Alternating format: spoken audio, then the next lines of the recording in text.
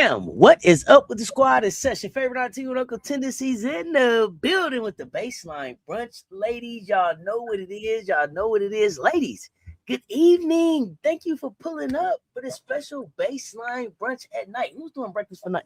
Who's doing breakfast for dinner? Breakfast for dinner, man. Let me know in the chat. What's going on, ladies? Brittany, Kamish, what's happening? Hello, hello. I put on for my city, on for my city. I put on for my city, on for my city. Put on. Put East side. Put on. Put on, you know what I'm saying? Put on. Let's get it. Ladies, how are you? Listen, I appreciate y'all doing this special nighttime discussion. We talk all the time, y'all. We talk all the time when we're not online.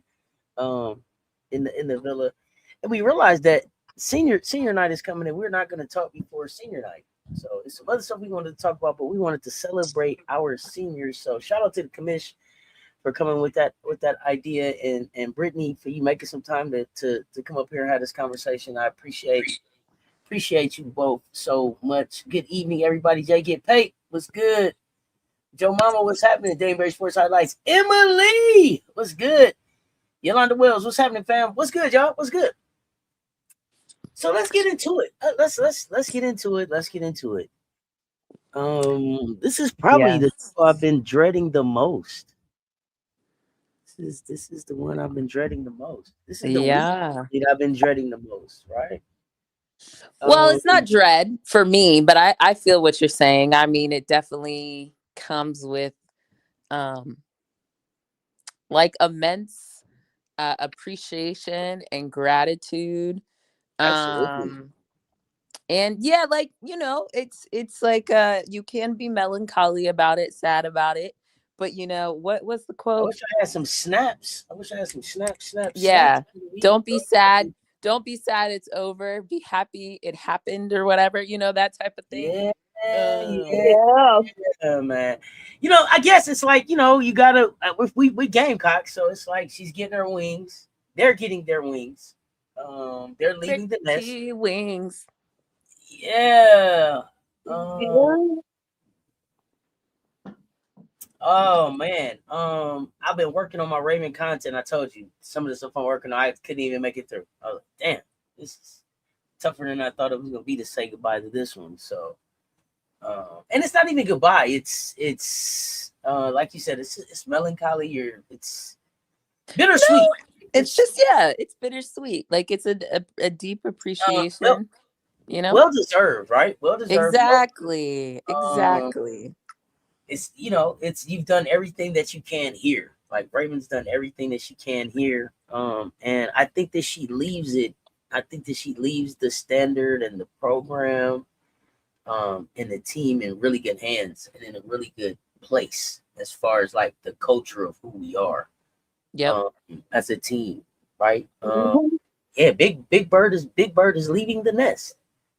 Thoughts? Let's talk about it. Well, before I was gonna address. Go ahead, Brittany. Oh no! I was just gonna say real quick.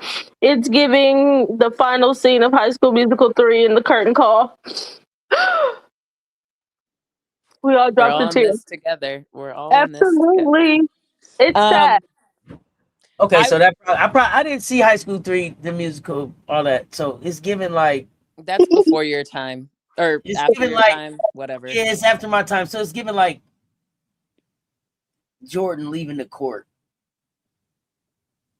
Yeah. Yeah, man, it's bitter. It's so bittersweet. Hard to say goodbye. So what I will say is, we're gonna talk about Raven a lot. So like, let me pause on that. I do want to shout out. We have 4 individuals who at least probably will be recognized senior night. We'll see, as things transpire, if there's waivers, if there's choices, whatever. But, I'm not including Chloe in this, by the way, me mentally, just because I think, Chloe's coming back next year. So even though she's a senior, she's going to be with her original class, Tessa and them. So I'm not including Chloe in this, but Miriam, who came by way of Arkansas. Oh yeah, I got a little something for each one of them. Okay, you want me to list them all or wait one at a time? Which one? No, we can one at a time. You just tell me what you tell me what order, what order you want to go in, and then let's do Miriam. Because if y'all don't and everything, just some stuff I put together to kind of talk through these ladies, unless there's something else y'all want to do. No, I love that. We'll take the conversation wherever it goes. Yeah. Yeah, no, I'm the auntie, so I got to start off with just running my mouth for a second. So I'm gonna get on my soapbox for a minute. Not even necessarily really my soapbox, but just, I mean, okay, listen, I know what headlines like to do, right? They like to measure greatness with a calendar, and it's always like the points, the highlights, the viral clips, who went crazy in the last game, what's the trending thing, who got the most oohs and ahs. But I don't think that people realize in South Carolina, we've been past that. And so for me, I think this season was about what the box score couldn't hold, right? This was about that voice that settles the huddle when momentum gets funny. But wait, auntie, go ahead. Is it beyond measure, you would say? Oh, it's always beyond measure because it's uncommon favor. Exactly. That senior who turns pressure into routine, the body language that tells a freshman, you safe, man, go who? I'm not, and I don't want people to take that like it's poetry. I need people to understand that this is a formula, because when you look at this senior group, Raven Johnson, Tanaya Latson, Madina Okot, Maryam Dauda, you're looking at 4 different paths that all landed in the same place, the standard. They all, from wherever they came from, they all landed at the standard. So we're not gonna do like no little cute ass little salute. We gonna full tape it. Leadership, evolution, synergy. The way these 4 are steering the wheel right now. Each of them are still got a hand on the wheel right now. While everybody else is still kind of just enjoying this ride. So, and I guess for the people who keep surviving every story, keep wondering why we keep surviving every storyline, why we keep being able to absorb the punches, keep making top teams look regular, it's because we're senior led and it's not measurable. It's beyond measure. So let me get the brunch ladies in and let's talk about it. It's a pivotal chapter for us, right? We came in high. We South Carolina, and the league hates it. You know what I mean? But this roster, I think, had to absorb more real change than I think we've seen in a long time, huh? Yeah, definly. Oh, sorry, keep going. No. Big names to the pros. New people in the mix. I love that we didn't ever panic. It's always veteran presence. We got one true Gamecock for life in Raven Johnson, and 3 high impact transfers who came in with whole resumes and records, right? So Raven, 5'9" guard from Atlanta, Westlake High School. Tanaya Latson, 5'9" guard out of Miami, Florida State, American Heritage. But we also know she was in Westlake. Medina's a 6'6" center. Is it Mumias, Kenya? I hope I'm saying that right. Mississippi State. Kaya Tui, I think is the name of the team she played for back in Kenya. Dauda, 6'4" forward out of Bentonville, Arkansas. Went to Bentonville High. So we got a championship floor general who's been through eras. A former national scoring leader, learning discipline. A 6'6" rebounding machine with an international journey. And a modern forward who can block shots and space the floor. Yeah, that's not a senior class. That's like a goddamn control panel. When you hear senior led, what do you think? Do you think calm, clutch, accountability, nasty? What do y'all think in the chat? Let me know. And for y'all, the ladies on the panel, when you hear beyond measure, what's the first non-stat thing you think seniors provide? Our seniors. When you hear beyond measure, what's the first non-stat thing? And then whatever else y'all want to share after my little short monologue. Let's go. Yeah. I think for me, I think all of them in their own way provide like leadership And I think that leadership comes through their own individual trials and tribulations. Um, like with Miriam, right? Like being at Arkansas, um, not to like, make up stuff, but it does seem like in hindsight, there was something that went down at Arkansas. There were way too many people that dissipated from that program. And I think just like picking up what she put down at times, I mean, there were probably some things that just like probably didn't go the way that one would expect, regardless of the team's record. And so I think her coming to South Carolina was really her bringing with her, like between injury, between whatever the dynamics of were the team, she was seeking an opportunity. And I went and found actually when Miriam transferred here, what Dawn said in her little blurb with the announcement. And Dawn said, Miriam has a skill set that changes the game in so many ways. Offensively, she keeps you off balance with her great footwork inside and ability to score from the perimeter. As talented as Miriam is on the court, she's also an exceptional person. And we're excited to welcome her and her family to South Carolina. I know the fams are going to love having her in a Gamecock uniform this year. And I think all that has just like, that's true, right? Like not one aspect of that wasn't true. I think, and I missed who said it in the chat. So apologies, but her smile, her constantly building up teammates, her energy. Besides when she gets down on herself, she's probably, other than that, she generally has like a very positive attitude, is constantly building up her teammates, saying it's okay, talking. When she does come in, she gives us defense and rebounding and boxing out. So to me, Miriam is like a great example of that person you want in the foxhole with you, that can just like lighten up a mood and also just give you perspective too. And I think that's really great from like individually what I feel like Miriam provides. I can go through everybody else, but maybe let's talk Miriam for a hot second. Let's talk Miriam.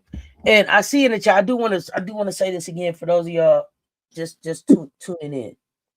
We are talking Madina Okot as a senior. This doesn't mean we don't know if she's been granted another year.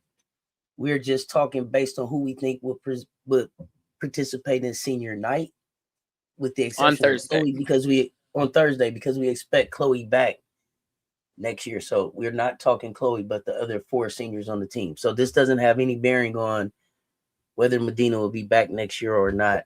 We don't know right now. But go ahead, Brittany, and then I'll talk Miriam after you. I'll say what I got to say about Miriam after you. All right. Miriam, man, I don't think I've ever seen like a video or any picture where Miriam did not have a smile on her face. Miriam be out there playing basketball, she'll still put on a smile. It's just like, what are you smiling about?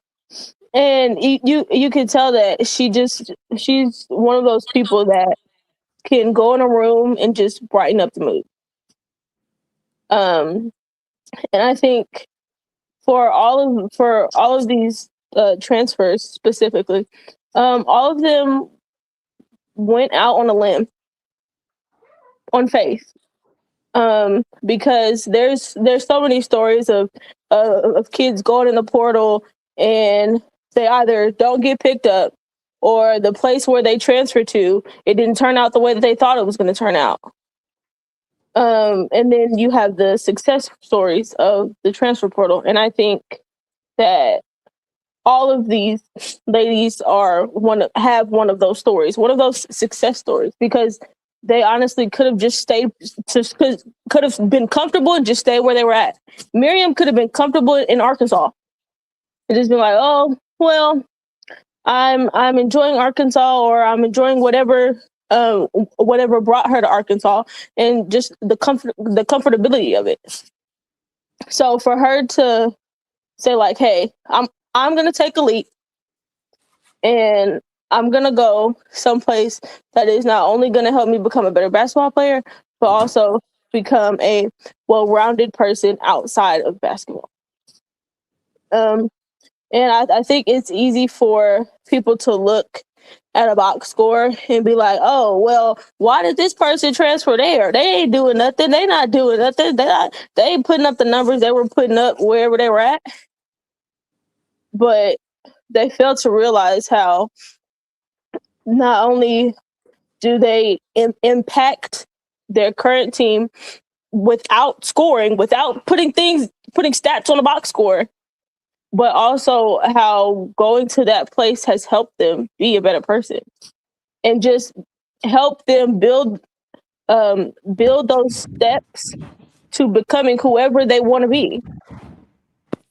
And I think for Maryam has been like the ultimate. She's one of those people that at the end they'll probably say Maryam was one of the ultimate teammates, because it could have been very easy for, especially during this season, when we saw all the work that Maryam had put in over the offseason, and we're asking, okay, well, why isn't she playing? Why isn't she playing?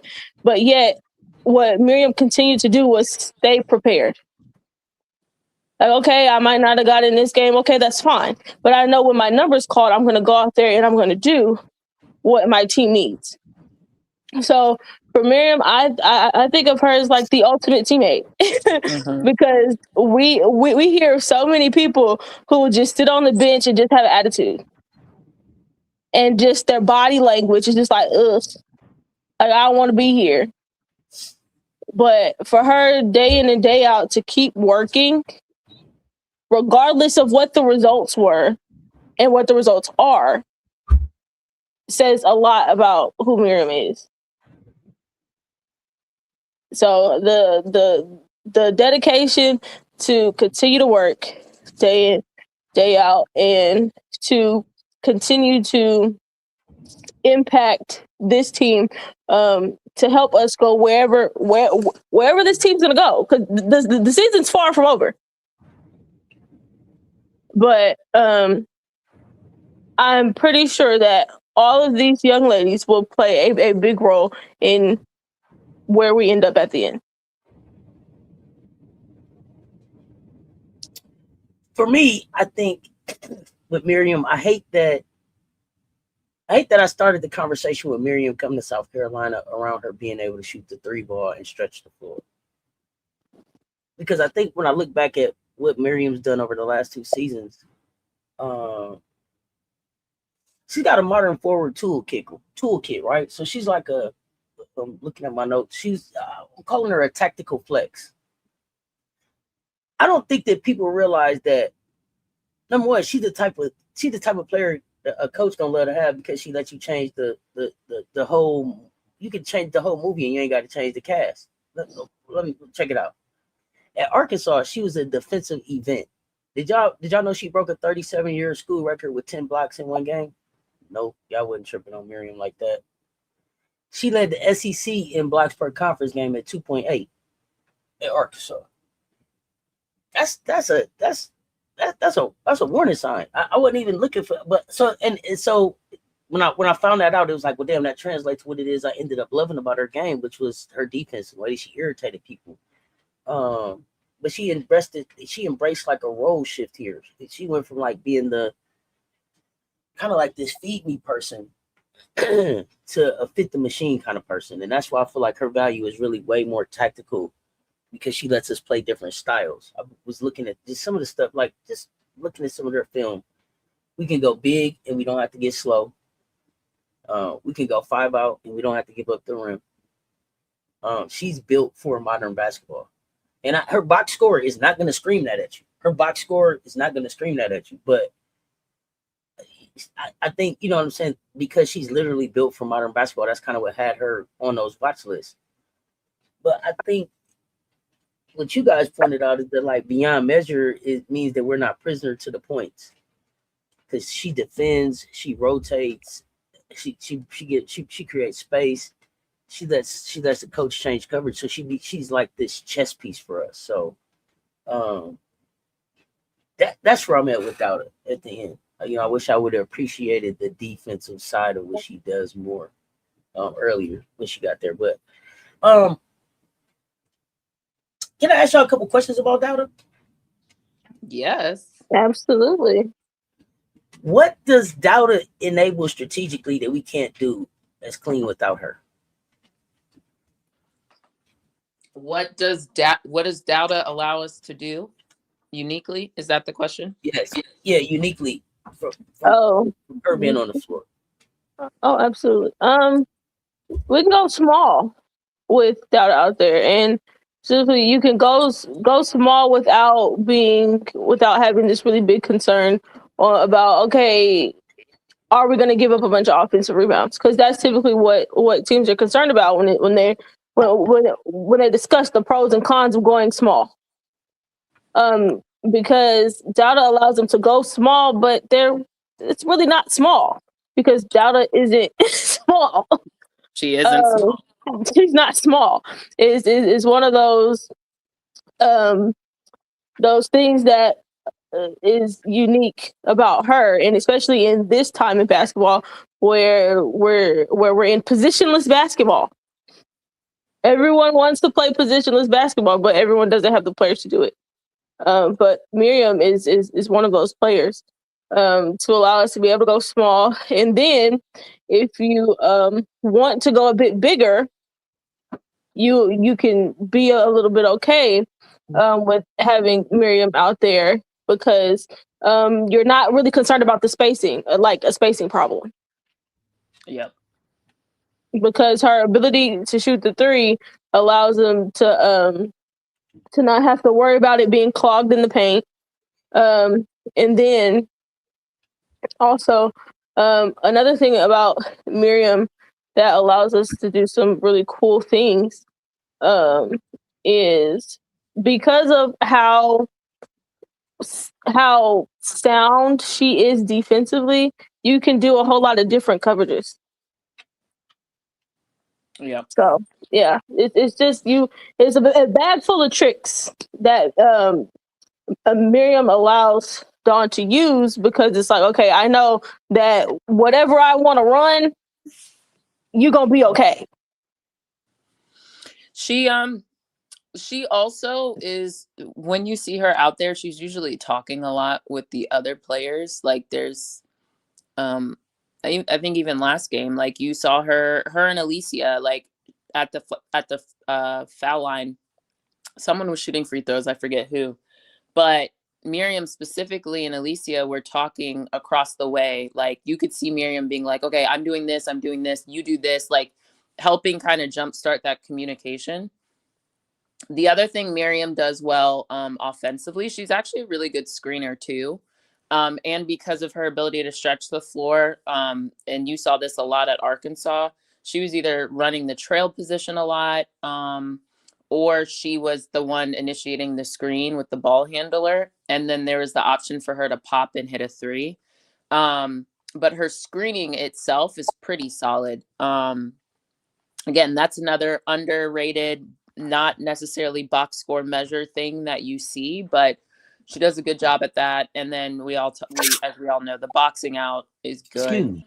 Bless you. And I just think Miriam does a good job of like, not that this is it, but kind of like not getting in the way, right? Like I think when she's on the court and like, let's say Joyce is with her, I think she gives Joyce room to operate. When Miriam's been out there with Madina, it's been really good spacing too. When Miriam's out there with Alicia, just as I just talked about, like helping Alicia work through and like feel comfortable and confident, right? So there's just like a lot of good stuff she does. Again, beyond the box score. Okay, I got two more questions. Do you think our best pro pathway is as a stretch forward, small ball five, defensive specialist big, something else? What do you think? I've always thought that her best comp is, and it doesn't have to be this. It's to be honest, everybody's a comp of a lot of different people. But to me, Azurá Stevens still feels like the type of person. Now, I do think Miriam operates. Yeah, I've been consistent on that one, but Miriam operates in the paint a little bit more than Azurá, whereas Azurá, you've started to, and not even just like counting Unrivaled, but the Sparks last season, like you actually started to see Azurá operate a little bit more in the paint. So I actually think Maryam is already there. And when she gets a mismatch, I think just like looking for that a little bit more. But I do think her rebounding and defending can be an asset. And then, as you mentioned, the blocking shots, that type of thing. So I think just like with quote unquote positionless basketball, or, like even like, let's say you put Maryam on the Phoenix as they were constructed last season, right? Like she could stretch, she could like she could have come in with like a Natasha Mack, right? Like that could have been the substitution that she was. She still can shoot, she can rebound, and she can defend. So I actually think that's kind of the path for Maryam. I still think, there's just like the opportunity to demonstrate a little, like be more confident with her shot, look for a shot a little bit more. But I also think in like a system like the Phoenix, as they ran it last year, basically everybody had a green light to shoot the damn ball. So like, you know what I mean? Like, yeah. So that's always been what I've comped her as. So maybe that's my like vision for her. I also think, I think she's probably like a stretch 4/5. How tall is she again? Like 6'4", 6'5". Yeah, I believe I believe she's 6'4". Let me check. Yeah, I think 6'4", especially moving forward in the W. There's a couple 6'7", 6'6". I think just continuing to like work on her like explosive components, and I don't know like if it's just like more time to get there, right? Because I know she's been working with Molly. 6'4". Yeah. So I still think she can like get a little bit more explosive. I'm not sure to the degree her injuries, but like, how that affects it. But I think if she continues working on that, like, again, I see her as someone who can come in for like a Natasha Mack, that I think has value in this league, especially defensively and rebounding. That has value. Yeah, I actually think she would benefit from the season being delayed a bit to be able to have some time to just work on her body and her game. I think she would benefit from that. But last question, for Maryam. Wait, Brittany, do you agree or disagree? Brittany, I'm sorry. No, you're good. No, I agree on that. I think she'll get run. And especially depending on the team that she goes to and what their big situation looks like and what their forward situation looks like. She'll get some time to be able to play that small ball 5 or that stretch 4. So really just for whatever team gets her, it's like, hey, you have, once again, you have a Swiss Army knife. You can do a lot of different things. So what specifically do you want to do? Because she allows you to go small, or if you want to put her up right next to a really dominant big, then you'll be fine. It's because she has experience playing next to dominant bigs. So yeah, I mean 4 is the new 5, right? So like, yeah, 4 is the new 5. The other thing I would say is like an Atlanta Dream. Again, I'm just gonna say as constructed last season because we have no clue what this season actually looks like. For a lot of reasons. But like someone like the Atlanta Dream, I think would be another place that she would fit.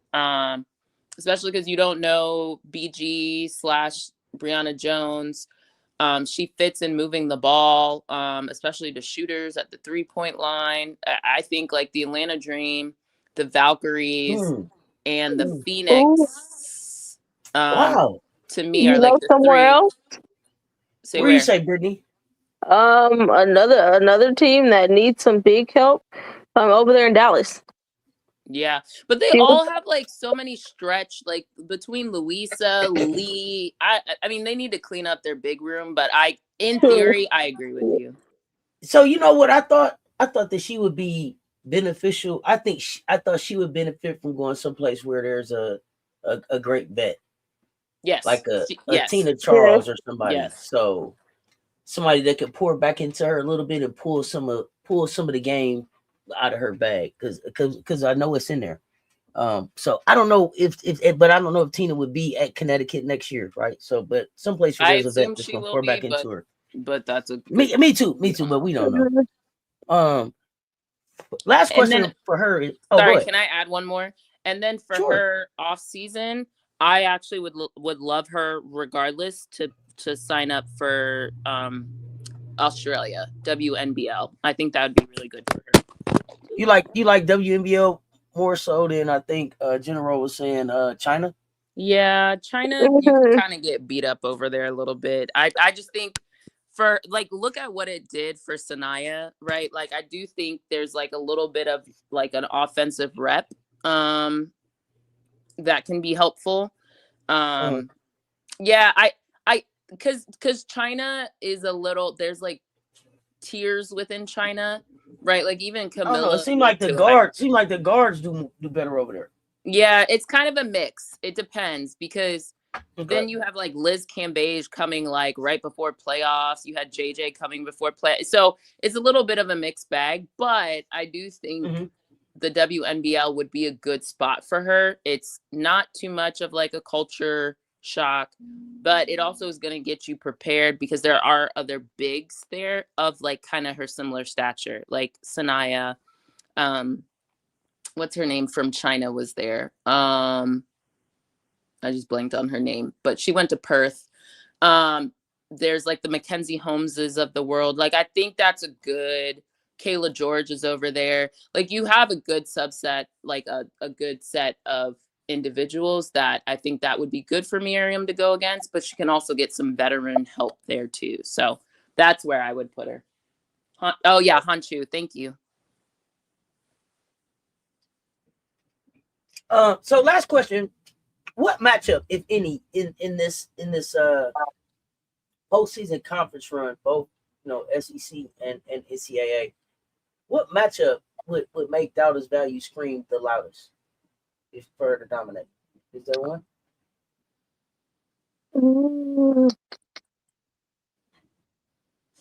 I mean, the higher the quality opponent, the more it's going to scream, right? The better you do against like a UCLA or, like a TCU, like those would be the ones that would scream it. Okay. Just to be frank. More out of conference, you think, than in conference? Because the two you said like Big 12 and Big 12. Well, I was thinking just deep in the tournament who we would see. Gotcha. But in conference, like the SEC tourney, I mean, we didn't really see Maryam that much when we played Oklahoma. Mm-hmm. Now, the thing that's interesting about that, like if I think SEC tournament or whatever, I'm ignoring where everybody is currently positioned based on. Exactly. I'm just ignoring it for a second with the SEC. Yeah. But yeah, I mean, like a Reagan Beers would be good to see again. One, we've seen it, and two, it'd be good for that to happen now. I also think like Madina will be better this time. Like that was her "I'm not back yet" game, and now she's back. So I think also those matchups will look a little bit different. I mean, Texas is always helpful to do that against, like Oldacre. I'm here for the Oldacre. I'm here for the Oldacre Dauda matchup. I liked it last year. I'd love to see it again this year. It's it's one of my favorites. That was the one that made me say, "Oh, look at Dauda." That was the one that set me up. I think Kentucky would be one in the next week that will give her a good opportunity for a good showing. And just particularly because of how important Kentucky's bigs are to their system and how much they use them. So, and how well they rebound. So it'll be a good opportunity because you have Key and you have Strack and then you have Obi. So it'll be plenty of opportunities come next week. And General Rowe just made this point, which I was also going to make. I think because the only other team, or there's a couple teams, but so Kentucky's one, Iowa's another one with Hayden and Stolke. You kind of need to make sure you either go small ball and get them out of that dual, twin tower thing, or you got to match their physicality. And either way, like someone like Maryam is helpful in those situations. To like be able to deploy. So I think it's either taking advantage of small ball or being able to be another option at the big position and kind of hold your own. Cool. All right. So Anything else on Maryam? Anything else on Maryam? No, I just really appreciate, I think I said this before, but just to reiterate, like, I just really appreciate her being like the ultimate teammate. I'm sure if we really asked her, like, she probably thought she was going to be more consistently in the rotation this season. Sure. Her always being ready, and then, like, you know, not to call names of other people at other teams, but we're hearing a lot about like other people, you know, maybe not playing their role or getting outside of themselves in situations. And I do think that's one thing Dawn doesn't have to worry about, which might almost at times maybe be to Miriam's detriment, right? Like Dawn knows that like that's not Miriam and she's not gonna cause issues with like team chemistry. But I do appreciate that, because on a team like this where there's been so much needing to roll with the punches and needing to be adaptable and amendable, it makes the job of the coaching staff a lot easier when you don't have to think about personality issues. You know what I mean? And it's just like, hey, this is what I need and this is what I'm going to deploy. And then when her number is called, she's ready. So I very much appreciate that about her. And that is something I think goes under realized and underappreciated when it comes to like group dynamics. Like she's not there causing a fuss.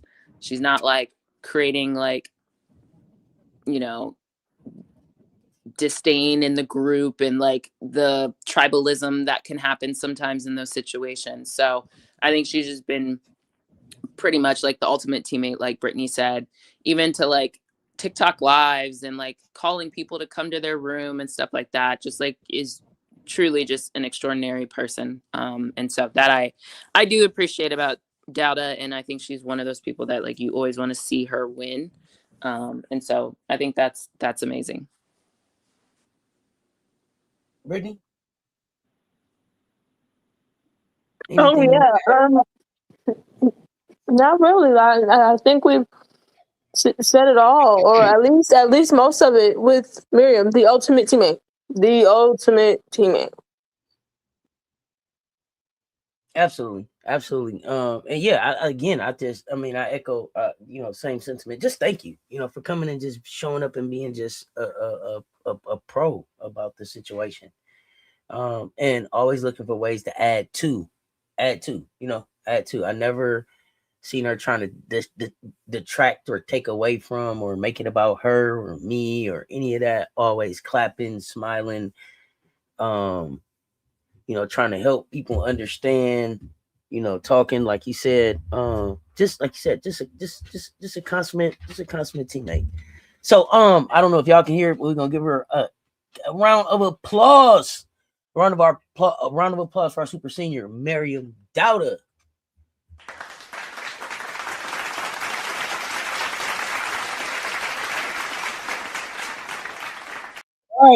All right. Where do we go next? Where would you like to go next? Do we have anything we needed to share outside of the ovation? No. I think I think with the highlights, the best thing to do is going to be to just let them run at some point so that people can kind of just see what's there. Okay. Cool. If that makes sense, because maybe after Madina, or let's do actually, do we want to do, who do we want to do next? Brittany, you choose. Who do you want to do next? I kind of want to do Big Mama. Okay, let's talk about it. Let's get to the interior. So what I had to say about Mo, my notes say she's the diamond in the rough turned national problem. That's accurate. Absolutely. A diamond in the rough turned I don't even know if it's national. It might be global, right? Like just overnight, this diamond in the rough is a problem. She's one of those stories that makes you remember basketball is global and greatness is stubborn. I mean, really. She played 3x3. She played internationally. She got seen. she ran into the part nobody likes to talk about: visa issues, denials, waiting, delays. Still got to Mississippi State. Stark Vegas. Stark Vegas. Immediate force: 11.3 points, 9.6 rebounds, 64.9% field goal percentage from the floor, 12 double doubles. Sam Purcell, thank you. Then she got to South Carolina, and I think the best development. She's 13.4 points, I think, right now, about 10.6 rebounds, 58.6% from the field. Not a rebounder, not an anchor, not a deterrent. I mean, she done locked the door on the paint, y'all. Yes, it's what I've been asking for. When she, it's not. Listen, she earned weekly recognition for what she's been doing. That's just not charity. Like, she's earning these honors. But what I don't want y'all to miss is how just her presence changed our margin for error. She can erase the possession with a rebound, with a block, just by being right there in the middle. Gambles that we take become safer. We can survive missed rotations. We don't want to miss rotations, but we can survive them. But that's how championships get protected, I think. So I got a question for the chat. I'm gonna drop it in the chat while y'all talk more. I'm blown away. Let me read what Dawn said when she came our way.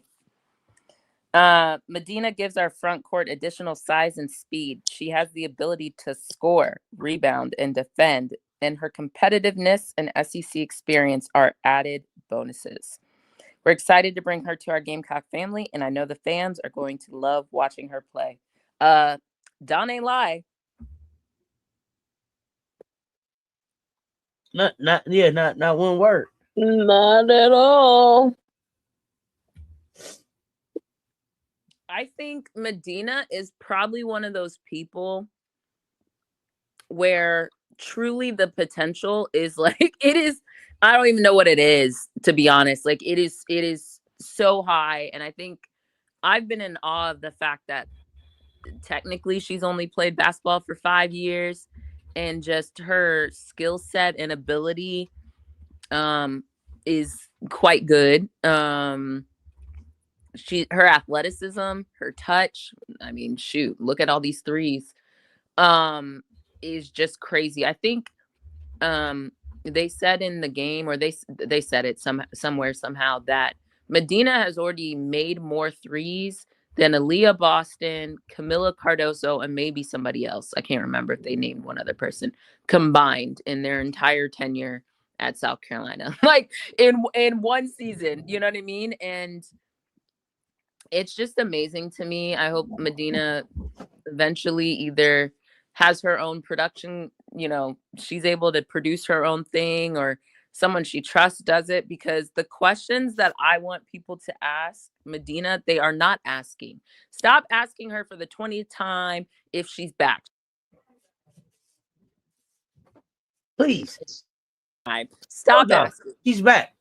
Lame question. Ask the questions that need answers. Like, have her talk about her basketball upbringing and who she learned from and who she idolized and who she was shown tape on, who put the basketball in her hand. These are the questions that need to be asked. Like, did she have a growth spurt?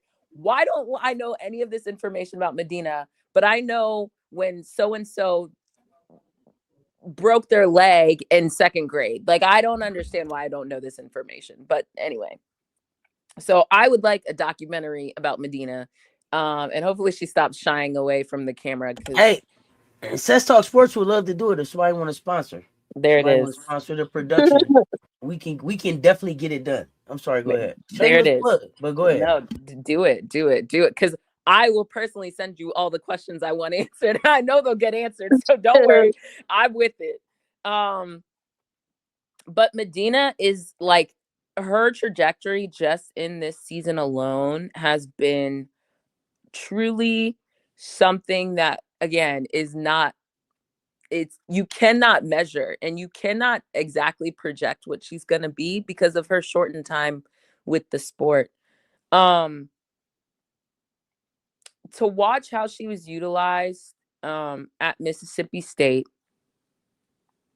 First thing, kudos to whoever on our staff. I'm sure it's lots of people because they were scouting her before we played her. But kudos to our coaching staff for seeing, like you said, Auntie, the diamond in the rough, right? Like some people can't see people's potential outside of what they're currently demonstrating. And I think that whoever saw it, Boyer, Don, whoever else was part of that, really did a good job. Actually, shout out to give a little bit of credit to. Shout out to whoever on Stark Vegas's staff also brought her over. But truly the talent is there, and it's just like the things that she now needs to do, continue to be dominant, have that mindset. Even her defense like has improved. She's way more shutting down that paint area than earlier this season, and that was just kind of part of her maturation. Like Madina has still like some basic stuff that she can still get better at, right? Like switching on switching on guards, thinking through the game a little bit more. And those like are to be expected. Everybody has that opportunity area, but for her, it's like, she doesn't know all that stuff. And to get the opportunity to work on it and to learn it even more is just going to be leaps and bounds for her. And so I'm excited even just to see, what that growth and that trajectory looks like.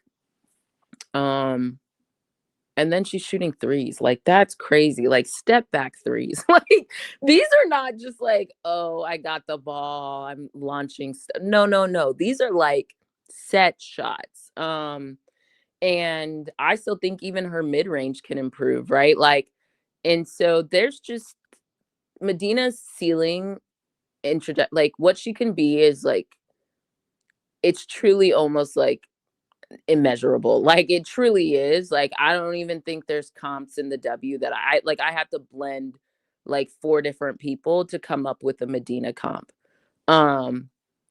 It's like JJ at times when JJ's focused on being the best player on the court. It's even Asia with a little bit of her touch too. Again, she's not Asia. I'm just bringing out some, but like her blocking ability, like stuff like that, like defensively, like she can get to a level that's like truly hard. And then her stature is like really good too. I think she has like more guard-like skills than most of the bigs that we see in the W. Like her instinct to like dribble the ball, half court passes. Sometimes we got to chill on some of them passes. She'd be passing to Jesus. But like early in the season, we saw it. Like she can hit some passes, and just like her mentality is really crazy. And it's crazy that our best percentage-wise, not volume-wise, but percentage-wise shooters on our team for 3-pointers are Madina at like 50 something or 60 something percent, and then like Alicia, it's one of them is like 50 and the other 60. It's like crazy. So like our 2 tallest people are statistically from a percentage standpoint our best 3-point shooters, and that is just something that's wild to me to like think about. So I love her maturation. I love her competitiveness. I love her desire to want to learn and be better, and I think that's served us well. Did they say that she's the tallest person this century? That was wrong. To hit 3 threes in the game? Oh, 3 threes like in a game. Yes, that is accurate. That okay, 3 threes in a game, yeah. But someone made the mistake of saying she was the tallest person to make a 3, and I was like, that's the other big on our team. But yes, 3 threes in a game is, yes, that is accurate. Okay. My goodness. I remember the day, what did Beyonce say? I ain't never seen a ceiling in my whole life. I hope Madina never sees a fucking ceiling. Never, ever. That's word to blue. Yes, absolutely. I hope she never sees a ceiling. Because think about how well she looks, and she's only played basketball for like 5 years. That's crazy. Essentially because of how much we harp on players need to play. They need to play so that they can learn. Yes, they can learn things by watching it, but they also need to play. Because the more that they play, typically, the better they get because they're learning from their mistakes. So she's very, very young in basketball years, very young. And the potential is very, very high. Especially because she looks like this just under 1 year with Dawn. And the year isn't even complete. Yep. And that includes I mean, it's not linear, right? Because you're gonna have some setbacks, but that includes setbacks and sickness and injury in all of that. Absolutely. So to see that and the way that she looks in 1 year, it's very hard to imagine what she will look like another 5, 10, 15 years from now.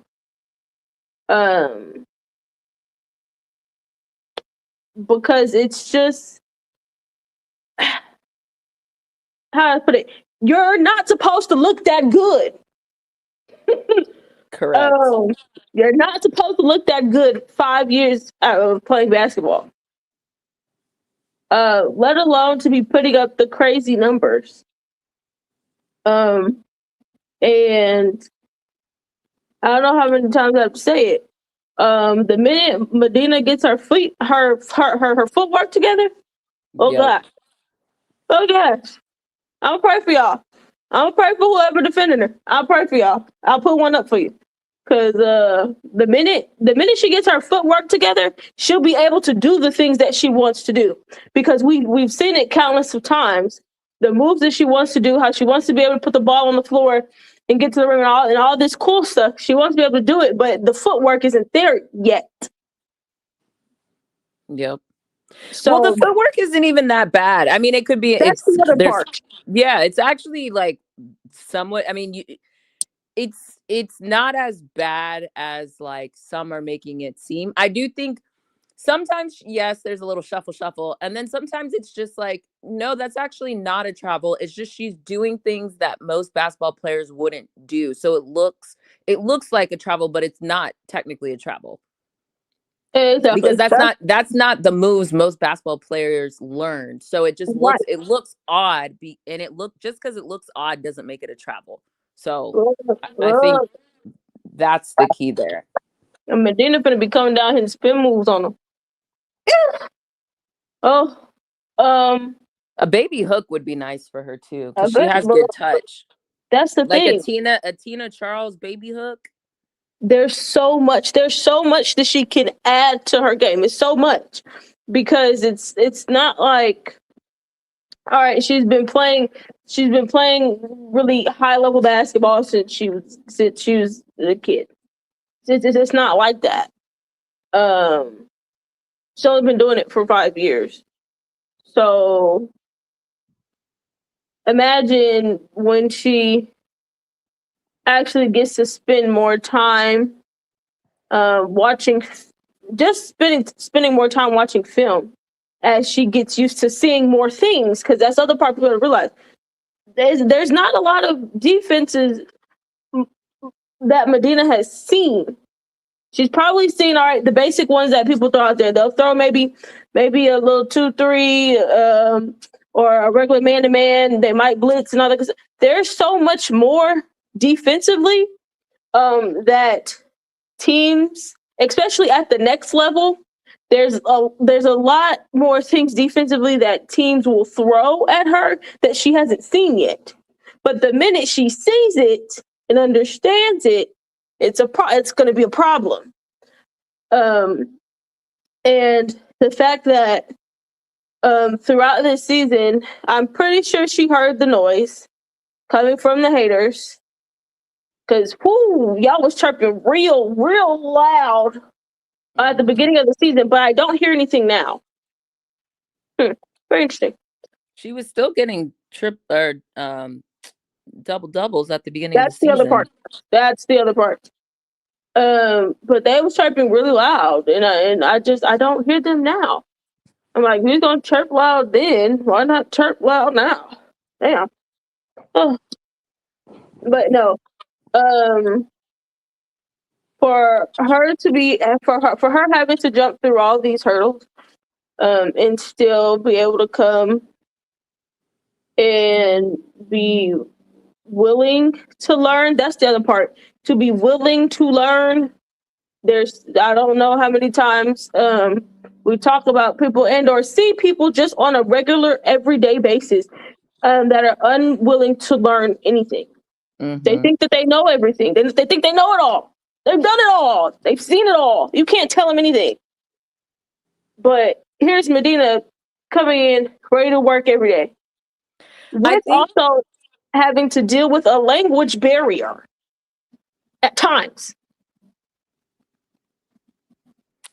I think what has benefited Madina in so many different ways is that she hasn't played basketball that long. You know, Absolutely. and I think in a multitude of ways. One, it hasn't pigeonholed her into what bigs are supposed, like someone of her size is supposed to be. So it's actually allowed her more creativity for shooting threes, dribbling the ball. That's handles still can get tighter, but you know, when you're 6'6", I don't know how tight your handles are actually ever going to be. The ball has to travel a long distance when you bounce it. But there's that. And then like just like she moves like a guard. Like there's those components. And then from an ego standpoint, she hasn't been put through the system and the machinery of, oh, you're amazing. You should have all these NIL deals. You should have all this. And no one's saying like she doesn't deserve those things. But I do think the ego framework infrastructure hasn't been built around her, that her mentality isn't one of growth. And exactly. I think that's benefited her. Those two aspects have really benefited her. And so I think that's great that she's willing to learn. She's willing to take the adjustments, and she at least has had a relatively soft landing, still demanding, you know, with Dawn and Boyer and them, but it's been soft enough that this can really propel her for her mindset moving forward. I think actually her mindset, she already had a good mindset, but like the challenge of that, seeing people go in on her, the pressure, like that, learning that in this environment with the Dawn, you know, willing to take you out of the starting lineup, but also knowing when to put you back in because you're getting too comfortable, right? Like that soft landing is very beneficial for her, that at the next level, whenever she goes there, she'll have that mentality built up to her benefit. Exactly. At that point, she will be comfortable with being uncomfortable. So she'll be taking on the chin, like, okay, cool, whatever you got planned for me, whatever that may be, let's do it. But it's really her willingness to accept the challenge. Mm-hmm. Because there's so many people that run from hard work, that run from a challenge. It got too hard for me. Look, it got too hard for me. I had to run somewhere where things felt familiar, where I felt comfortable. What would you say Mo's most valuable skill is to us? Defensive rebounding, offensive rebounding, rim protection? The rebounding. Rebounding. But if it were up to me, the rebounding wouldn't be the number one, but the rebounding. Yes, the rebounding is insane. I mean, I'll still take it. I just need other people to rebound as well. True. But the other part of it, she's gobbling up rebounds like this, and she's only played for 5 years. Yeah. Oh yeah, she don't play about the rebounds. She don't play about the rebounds. She don't. Yeah, a 20 rebound game is somewhere in her future. A 20 rebound game is somewhere in her future. She already had it. Oh damn! She had it at Vandy. Now it was a 2 overtime game, but last season she had a 20-something and 20-something. It was a 2020, wasn't it? Yeah, I'm pretty sure. No, I'm pretty sure. Because that was the game that was crazy. But it was a 2 overtime, but It still was 20 and 20, but I'm with you. She has the full capability to have a 2020 and 2020 in regulation. Yeah. Who benefits the most from Mo being on the floor? Is it Ravens' tempo? Is it Latson's driving lanes? Is it the shooter's second chances? What something else? What is it? Who benefits? Thank you, General Rowe. 21 and 23. Yep. I'm pretty sure it was 2 overtime. Let me double check while we're talking. Ask the question again, Auntie. I was just asking, who benefits the most from having Madina on the floor? Is it like Ravens' tempo? Is it Latson's driving lanes? Is it second chances for our shooters? Is it something else? What is it? What do you think? I think it's the guards in general. I think it's just the guards in general because first, how much pressure that she puts on the rim herself can get them some open shots out on the perimeter. And then also just multiple attempts. We know the best time to shoot a 3 is off an offensive rebound.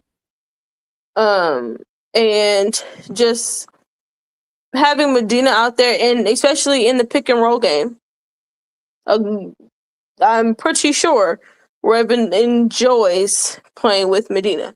And it's like, woof, man, I'm gonna miss it. She gonna find a new pick and roll partner at the next level. Well, I think honestly, this is me cheating, and you're gonna get mad at me, Auntie, but I'm still gonna do it. Option D, all of the above. I think everybody benefits. True.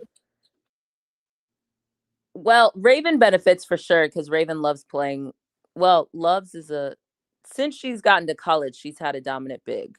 And if anything, I think Raven is more of the dominant big whisperer than anybody else. So she can always find herself somebody to get the ball to on rolls and stuff like that.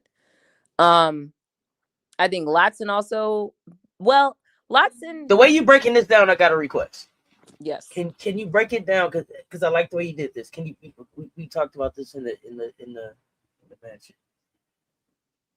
Break it down in terms of how her presence unlocks our perimeter pressure. Right. Yes. Mm-hmm. Please, yep. If you will again. Thank you. I don't remember what I said, so coach me if I'm not going the direction that I articulated. So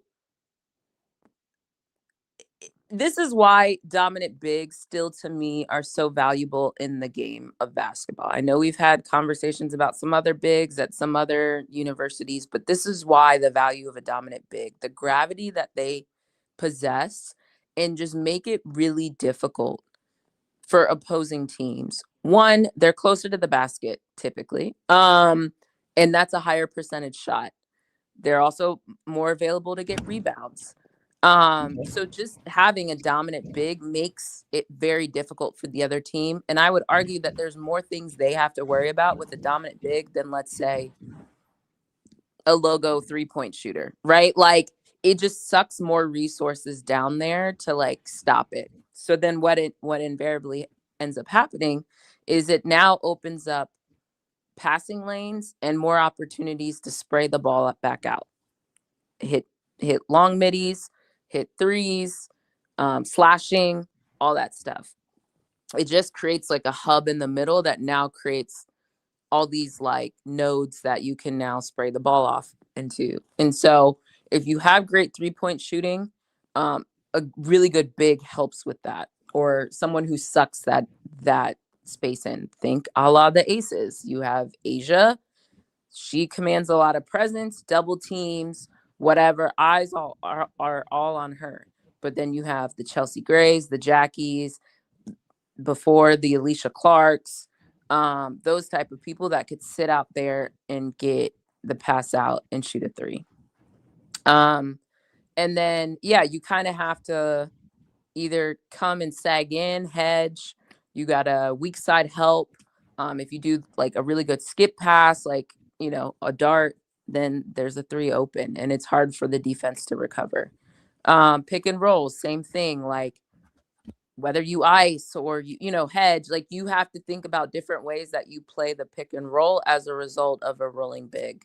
And then that also can be sprayed out for a 3 if they roll, get it, and they can pivot and shoot, spray it out to a shooter.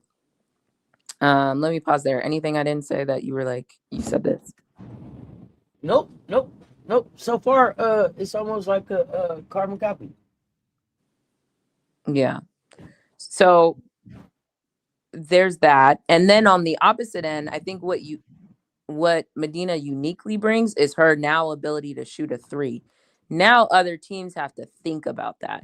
So when Madina is now out on the perimeter, it's making them think differently.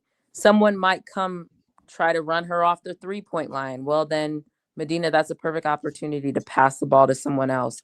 You get the defense in rotation, right? So, or you just sit there and you shoot your 3 and nobody's blocking you. So like, or you have the handles to take them off the dribble, because we've seen you, right? Like, we still need to work on that part. That's the next level of development. I'm not there from the 3-point line. This is what I see. You try to run me off the 3 and go 2 dribbles by you, and I'm shooting at the elbow. Yeah, she hasn't done that yet, but that's the next evolution. I'm with that. Or I saw that in 3x3 though. Yeah, but that hasn't happened really this season. And it's easier to do it in 3x3 than 5-on-5. But I know 5-on-5. Remember, we always talk about there's 4 more people. I know in 5-on-5 versus 3-on-3. Because all that help gonna do, they say, okay, I'm gonna just stand in here and take the charge. I hear you. I'm just saying. I know that the capability is there. There. Yeah. That's what I said earlier. Her handles is the next. I hear. So MJ is in the chat talking about or what? MJ, or what? Go ahead. Yeah. Anyway, so Madina's ceiling is. I'm not even gonna hold y'all up. I think y'all have heard me say this before. If Madina doesn't get the option to come back, or she chooses not to come back, I really think people should be thinking very deeply after 5. I would be thinking real hard if you want to pick up a Madina. I'm not even playing with you. I'm an expansion team. Depending on my timeline, I might pick Madina up. Along those lines, if you're a WNBA scout, what do you need to see from her in March to feel confident? What would? I don't think you need to see much more, in my personal opinion. I just think the current trajectory she's on, like even these past 2 games, they have been wild. But even if she stays quote unquote stagnant, I still think that's enough. Okay.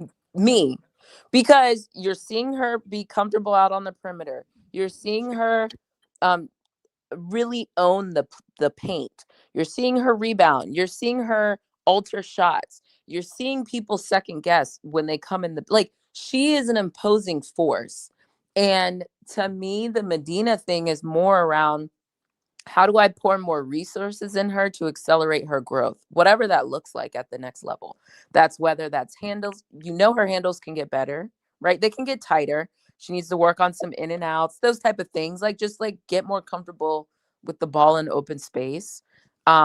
Especially as a taller player, how do you stay within your cylinder, dribbling the ball a little bit more? Because I do think it gets outside of her cylinder, and that's kind of tough with smaller guards around you.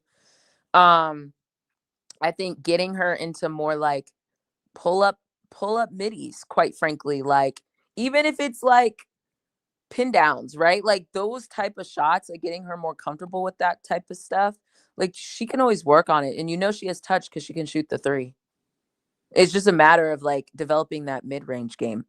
That Tina Charles, Asia Wilson, pick and pop, Stewie-ish, you know what I mean? Pick and roll, pass it to you, a shot is going up comfortably. I don't think there's it's just time and development. And that's, I think, part of the problem, which is why if I'm an expansion team, I actually would be thinking harder about Madina, because you can't tell me who they pick up. Let me not be disrespectful. I almost said something from Thor. Who's the girl that the Valkyries drafted last season? Y'all remember her name? Jyoti. Yeah, something like that. JOC. JJ. Joti, JJ. something Joti. Her, and then I was thinking Chicago Sky's draft pick. Like, they're not even here. You can't tell me that I can't pick up Medina and spend a year with her. Like, I would rather do that, Justice Joti. Thank you.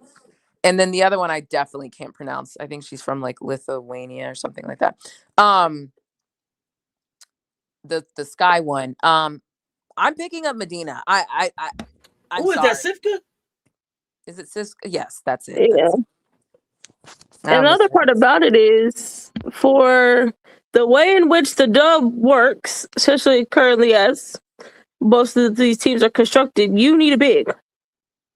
You will be, and it's especially with the way the guards are coming in these next couple of years, there will be plenty of guards for you to choose from. But you need a big, and you need a point guard. Once you get those two, now you really cook it with fish grease. You can start playing. You can start playing games and stuff for who you want to round out the rest of your roster. But for them, for an expansion team, they should be trying to play that's what you're already play on the long ball. Yeah, yes, play the long game. I don't personally understand why an expansion team wouldn't think harder about a Medina. Like, I'm not even being funny as like a Gamecock fan, and I know people are gonna be like, "Why?" No, but like, really, you're an expansion team. Yes, you can go. That's why I've always argued. Does everybody think they can be a Golden State now? Because that might be part of it, but whatever. But you can still pick up a Medina and go get you the Kia nurses of the world, all these other people, bring in a vet. Like, there is space for this to make sense, and Medina is an investment. If you think that way as an expansion team, because I'm not the Aces, I'm not the Liberty, I'm not the Lynx, that there's some expectation that I'm going to be competing for a championship in the next 2 seasons. But you know what's going to get me closer to competing for a championship when time comes? Investing in someone like Medina, who you can really mold into whatever you want your future big to be. And then you go get pieces that fit that, because the time horizon should be longer. It's the same reason, in theory, that the Seattle Storm picked up Dom. Now, I think part of their problem is they had immediacy pieces with the Dom. But if you take that same methodology and thinking and apply it to a Medina. And here's another one. Not following that methodology is part of the reason why we look at the Chicago Sky like they're stupid. Well, exactly. Because they wanted to accelerate when they shouldn't have accelerated, and they should have been building around the pieces. They should have been bringing youthful pieces in, and or veteran presence that could assist with each, like linking them up with someone, right?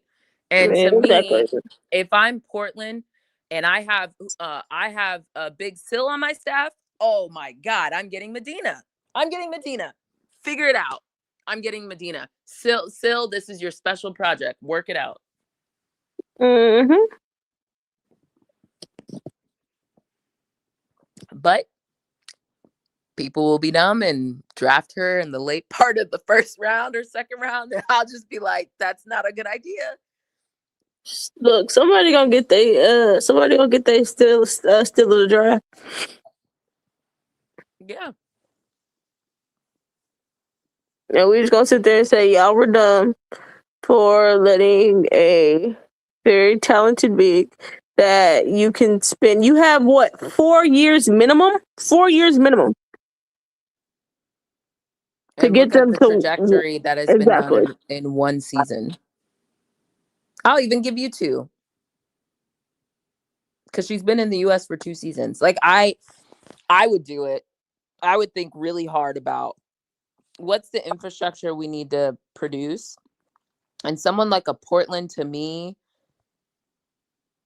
I don't know if I really wish that on my sis, but someone like a Portland, I would think really hard, because while I'm sure they believe they can get every free agent under the sun, the reality is, and I'm not saying Portland's a bad place, and I know Nike's right there, blah, blah, blah, blah, blah, but I would want to get a lot of talented people who can help build up a big of the future, right? Who can shoot threes, can dribble the ball, can do all these things in quote unquote positionless hoops.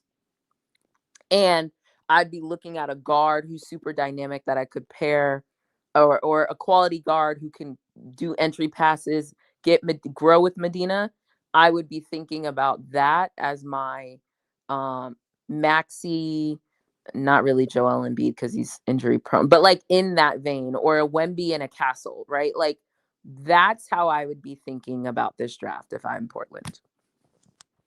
And just play the long game, because whenever you try to shortchange things and accelerate them, it usually goes bad. Yeah. And I think I say the Valkyries to me are going to be very unique because of the Natalie factor, because of the, oh my God, I don't want to butcher her name.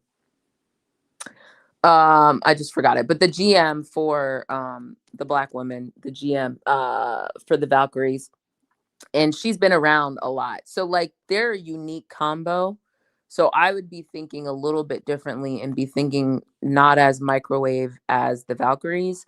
And if I'm Portland, I assume Toronto will probably want to do something a little faster with the Sandy. And I would be playing the long game of development, so that I can cash in, kind of a la the OKC, right? Like, how do I just hit on every single scout, like draft, like asset I possibly can and build for the future? That's what I would do. Absolutely. Because it's like, as long as you still have Asia Wilson, over there in the league, hey, play long ball. If you're young, play the long ball. Play the long ball.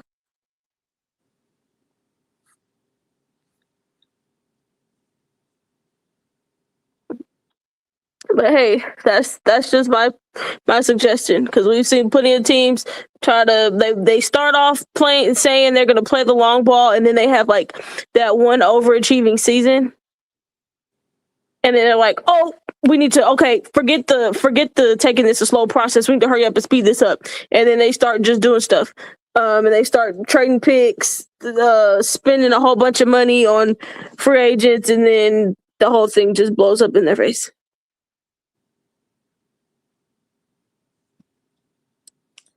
Yep. But let's see. I don't know. I don't trust, because some of these people, their egos tell them that they're better than what they are, and they think they can outmaneuver everybody else in the W, and they know the answer. So speaking of ego, we'll see. We'll see. Yeah. Auntie, any other questions about Madina? Did we answer the question? Yeah, we answered the question. I'm good. We're good on Madina. Laddie Latson time. Natty Laddie Latson. Let's talk Natty Laddie Latson. Oh wow. And Latson is an interesting one, because Latson was the one that I was like, I got to see her up close. It's got to be because of her size. I wanted to see her up close. Everybody was like, Auntie, what do you think? I was like, she can score, but I just think they would try to go around her because of her size. So to have her come to South Carolina and get to see her in our system gave me such a different respect for her. I'm so glad that I was blessed to be able to see her play. She's kind of like from volume to violence. Officially, like she's a plot twist that changed our backcourt ceiling, period. I think people thought transfer, okay, she's gonna come score, she's gonna go get a bucket. Her resume was already loud, right? We know it. Freshman ACC scoring record, fastest to 1,000. Junior year led the nation. Dropped 40 on VTech. Career high 12 assists at Virginia.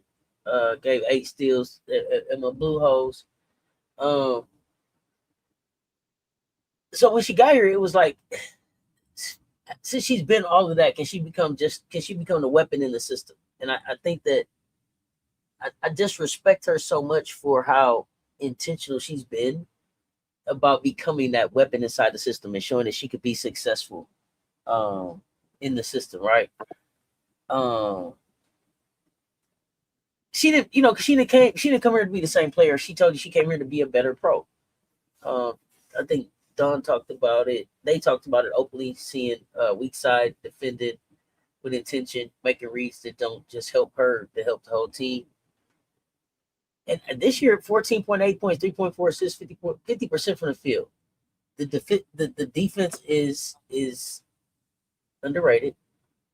Volume is down, but the efficiency is up, and I think that's grown up basketball. I think that's pro style basketball. I think that's what you want to see. It's a difference between being somebody who eat because the plate is there, and then somebody who eat because they know exactly what the meal is for. Like there's a difference. Y'all talk about Latson. I got a question for the chat. I'm gonna drop it in the chat. Yeah, while we're here, I'll read you what Don said when Tanaya transferred or it was announced. Tanaya has established herself in the college women's game and her accomplishments speak for themselves. But the beauty of her game is not just her ability to score. She has another superpower in her ability to set her teammates up to score. And that's just a dangerous combination for opposing teams. Tanaya is an incredible leader and, more importantly, a fierce competitor. We're honored to be part of her journey.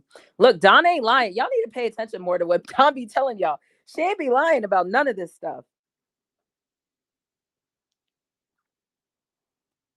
Not at all. Ain't told no lies. For me, I think, again, I really appreciate Tanaya for looking at a situation and being like, all right, I just scored all these points. What did it get me? Right. And I think her ability to assess it, I do wish she would have come a year sooner, but whatever, that's fine. I get it. Things happen. And your journey's your journey.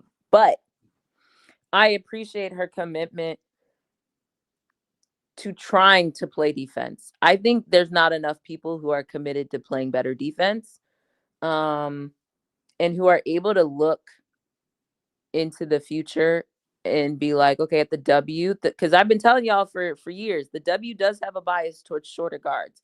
And bias isn't always rooted in non-truth. I do think it's hard when you're that small to consistently score, right? Like, what else can you do if you're not getting to the rim and scoring your shots? Like, there's other stuff you have to contribute on the court. And at the W, there's just too many athletes, too many high flyers, too many sharpshooters, too many bigs. Like, so your ability to fit in a system, your IQ, your ability to still be a threat but get the ball where it needs to, your ability to defend, to be a pest, your ability to finish and transition, right? I think those are the things we've seen from Tanaya, and and we've talked about it, but really was frustrating when people earlier this season. So speaking of people having pressure thrown their way artificially, well, why did Tanaya transfer here just for her to be in the corner? Well, sometimes you need spacing and you need to let other people operate, right? So I think she's starting to see that. And the thing is, quite as it's kept, Tanaya is still the second leading scorer on our team. So it's not like she's a bum. What is she averaging, like 15, 16 points? Where are we now? Like, that's still really good. And so I think people's expectations get falsely projected and pushed on people. And it's just really frustrating as a Gamecocks fan, because it's like, but it's translating to wins. She's still scoring. It's not like she's scoring 5 points. She's still scoring higher than some other people who transferred or are the leading fill in the blank at their university.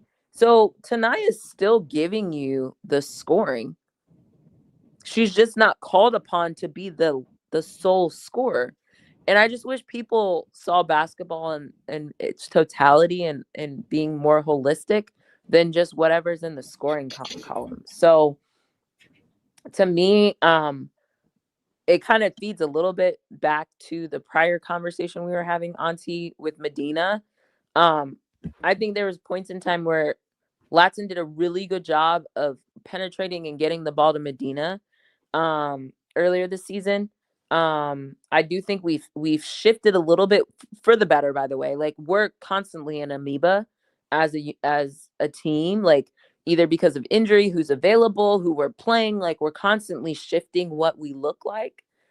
But I think at some point that will be a good thing for Tanaya to go back and kind of look at some of that. Like that's still something at her arsenal and is available to her. I think she's done a good job of getting Joyce the ball at times. One of my favorite plays of Latson is shoot, what game was that? I just blanked. She like did a spin move, dribbled down the court, like did a no look pass to Tessa. Tessa faked the shot and did like a step back three. Dang, who was that against? Who was that against, y'all? Y'all got to tell us in the chat because y'all know I got CRS. I just forgot to even clap Medina out. So y'all put a pin in that so that I clap her out and give her. Yeah, clap her out. So you want me to do it now while we wait to see if they tell us what game that is, or we want to finish talking? Yeah, go ahead, clap her out. So yeah, I do want to just say thank you to Medina for trusting the process and allowing us at least 1 year, hopefully 2. And I do want to give her a round of applause and flowers for coming in and then taking one on the chin, living it out in front of everybody, and then announcing her return. So thank you so much to Big Mama Madina Okot. I messed that up. Let's go.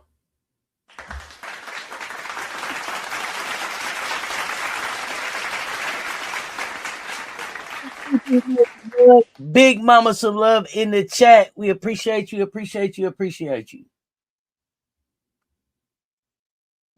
Yep. So and we can talk through these, y'all. Listen. And I got a few minutes of some highlights. Hold on. Thanks, Chad. It was Tennessee.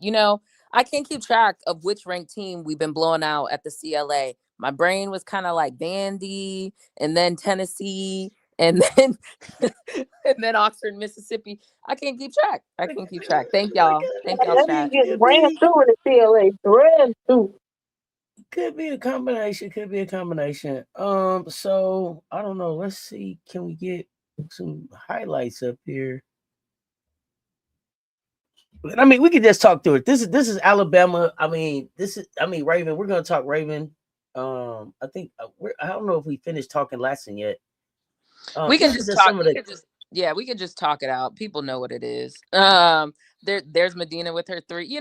Just what we've been talking about. It will be just use your imagination. Some great examples of just like what they've been able to do. Their additions, the additions that they've been to add. I just love that pass. That was one of my favorite plays. That game right there. That was beautiful. A little push right there. Yeah, even Tanaya's defense, right? Like her ability. Absolutely. We saw it at the end of the Oklahoma game, parts of the Texas game, Bama game, Oxford game. Like she's able to kind of get some of those steals, push it ahead, that type of thing. So, though that defense is still kind of there, it just doesn't look. It don't look like Big Bird's defense, but the defense. No, it's there. Yeah. There goes the Tennessee play. I thought it was in here. I thought I found it. But I wasn't sure if that's what he was talking about. I think here it's just the connection and the chemistry that she's been able to step in and build. This right here is y'all playing on Raven top right here. This is Raven in high school. Stop playing with her. Raven called for this play and then banked the 3 on y'all. Stop playing with Raven. Look at this. You seen this pass? She's been doing this since high school. Stop playing with her. Raven been that girl. We're gonna talk Raven, but this right here is just Raven and Tanaya. I mean, the oh my gosh, that pass right there too. It's like the best buddies superpower. Yeah. Look at Raven on the one leg. I think the other thing about Tanaya too is I think she also, that's Mo right there off the dribble. Is a great teammate to Raven as well, right? Like so I think that's another one of those not in the box score type of things. Like they do have simpatico on the court. I think Raven trusts when she throws the ball ahead that Latson's going to be there. And so that also helps too. So there's just a lot of good stuff that I think Latson has brought. I think also her dedication to just being better, like kind of how she's just she's just pro habits, right? Like Latson is working, right? She's doing something really hard. Not a lot of people. She's the big little sister. Is that what they said? The big Yeah, little that's what she said. The big little sister. Yeah, big little She's sister. she's doing things not a lot of people who were the scoring champion would ever venture to do. Great Bob. Right? Like that. They're just. Oh yeah. There's not a lot of people who would choose to Nice. quote unquote not be featured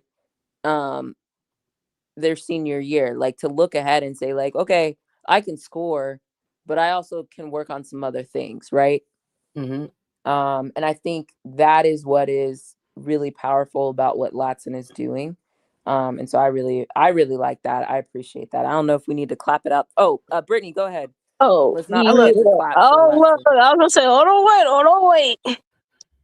Man, I love the fact that it's nothing that we've asked her to do that she wouldn't do. Oh, I'm sorry. Go ahead, Brittany. I was on delay. Go ahead. Oh, you're good. But what you had just said, Cess, when you said that there's nothing that we've asked her to do that she said she won't do. I think for Latson to come to South Carolina was like, talk about a challenge. Talk about accepting a challenge. And not only accepting a challenge on the basketball court, but also accepting the challenge mentally. Because tonight could have easily just said, okay, I've spent my time at Florida State.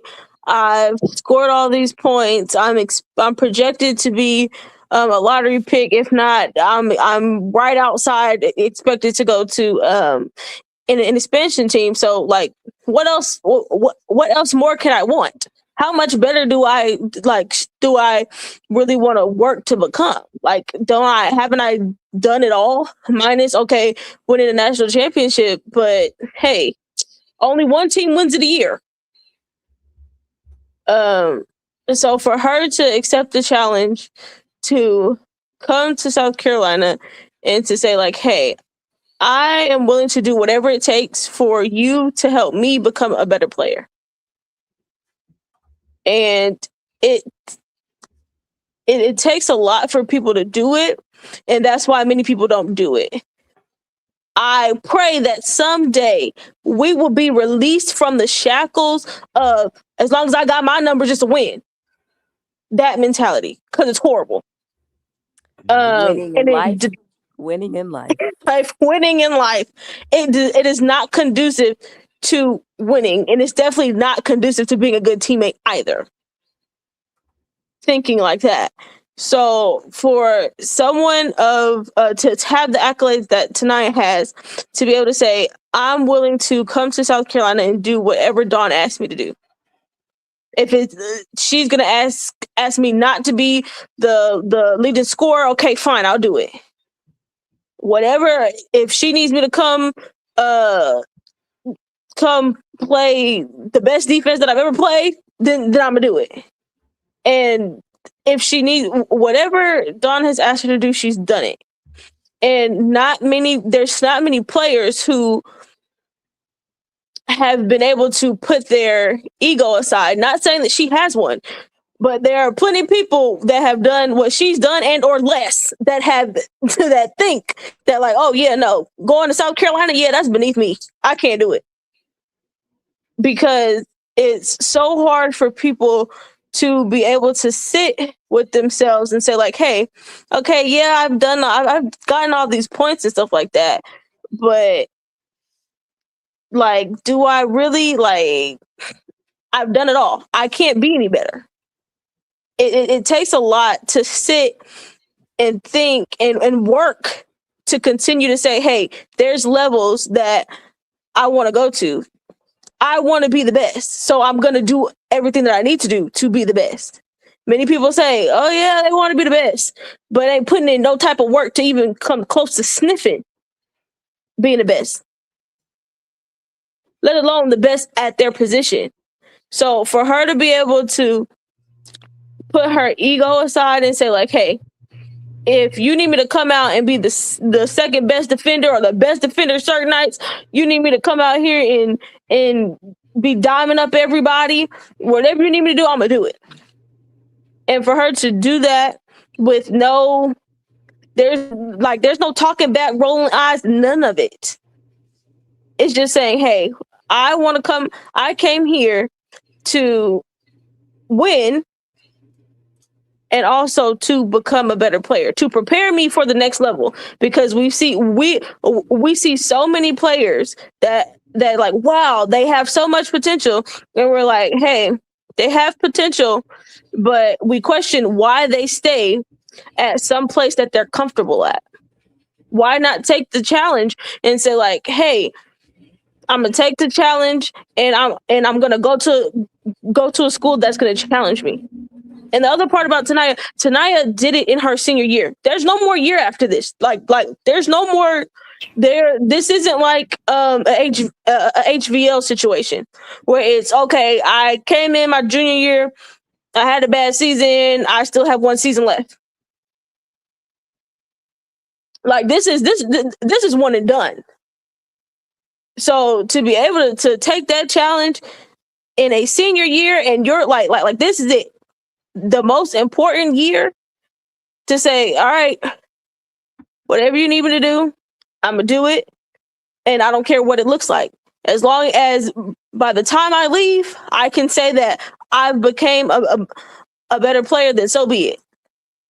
So for her to be willing to accept the challenge that Dawn has given her every single day, with no nitpicking, no fussing, no nothing, just like, yes, ma'am. All right, you need me to do that? Bet I got it. I got you. I'm gonna do it, and I'm gonna do it to the best of my abilities. It's crazy, and this is from someone that was projected to be a lottery pick going into the season.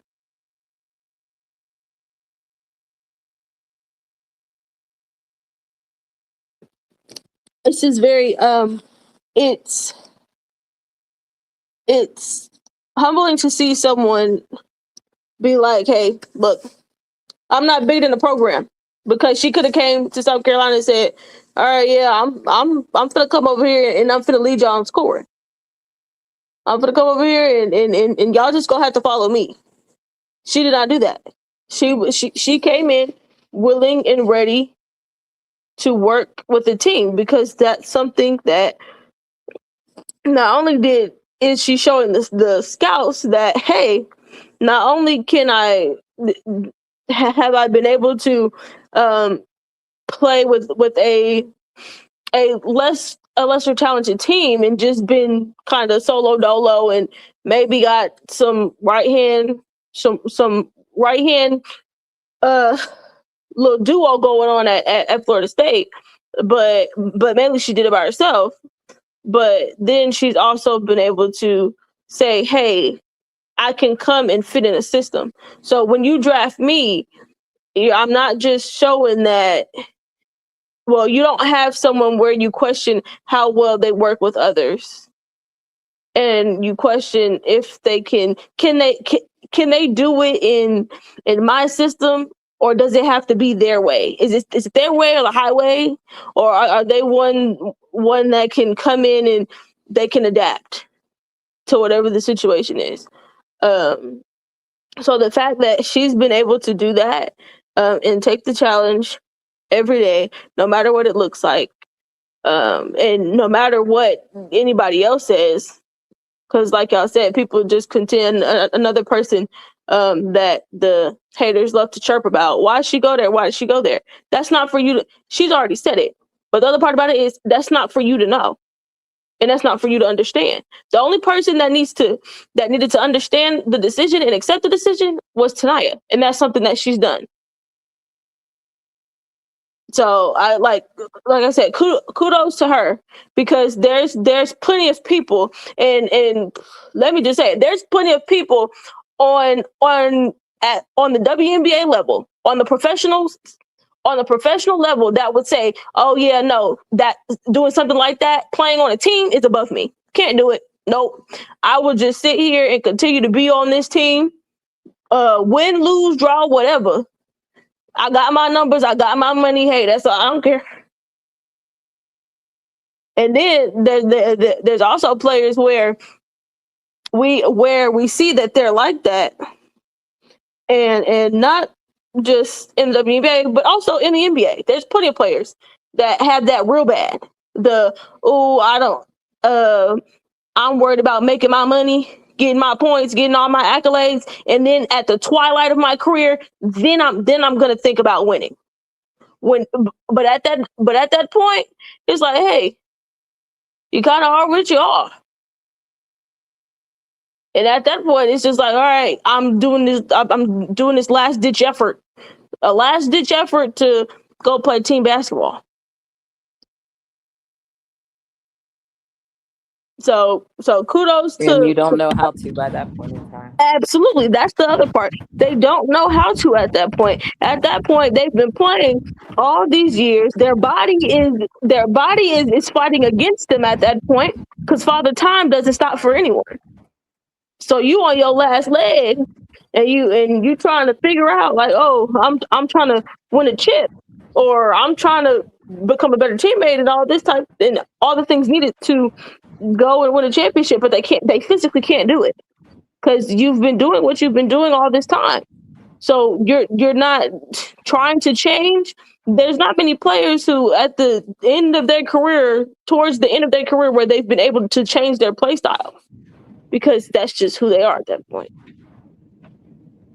When did you know? What was the first time for y'all that Latson had bought in beyond just scoring? When did you know in the season?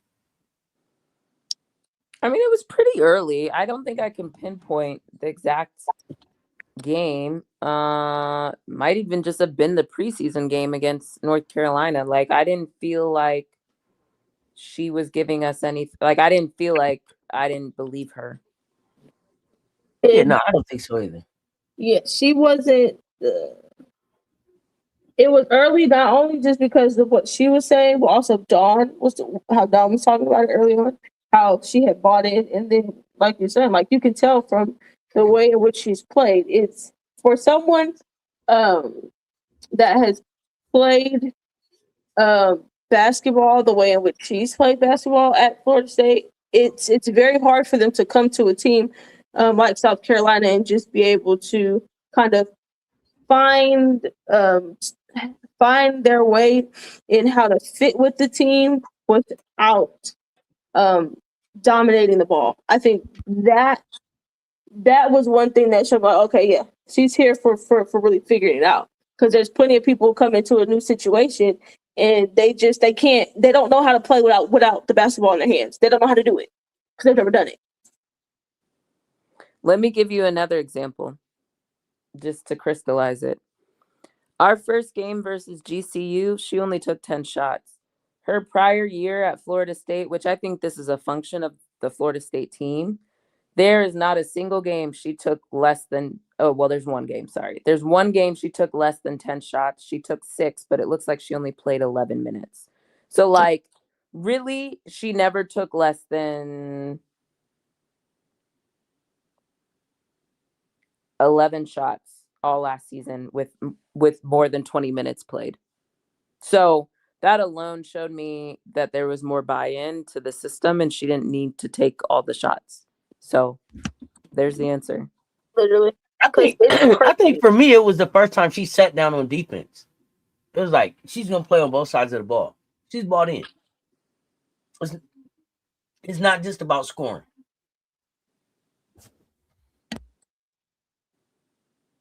Absolutely. Yep.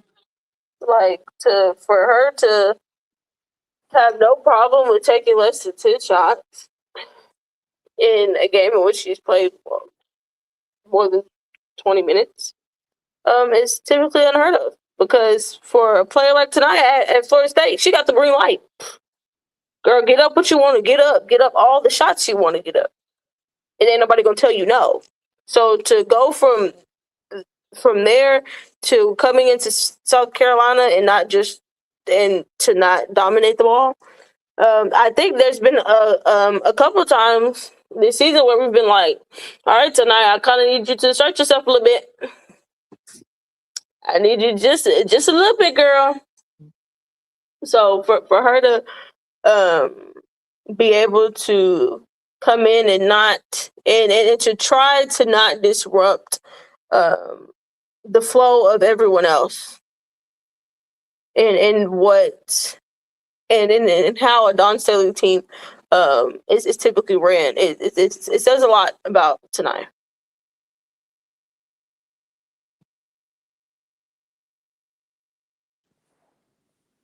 Yep. Is Tanaya better? Is her what is her best role? Point guard, off ball? What do you think? For our team or at the next level?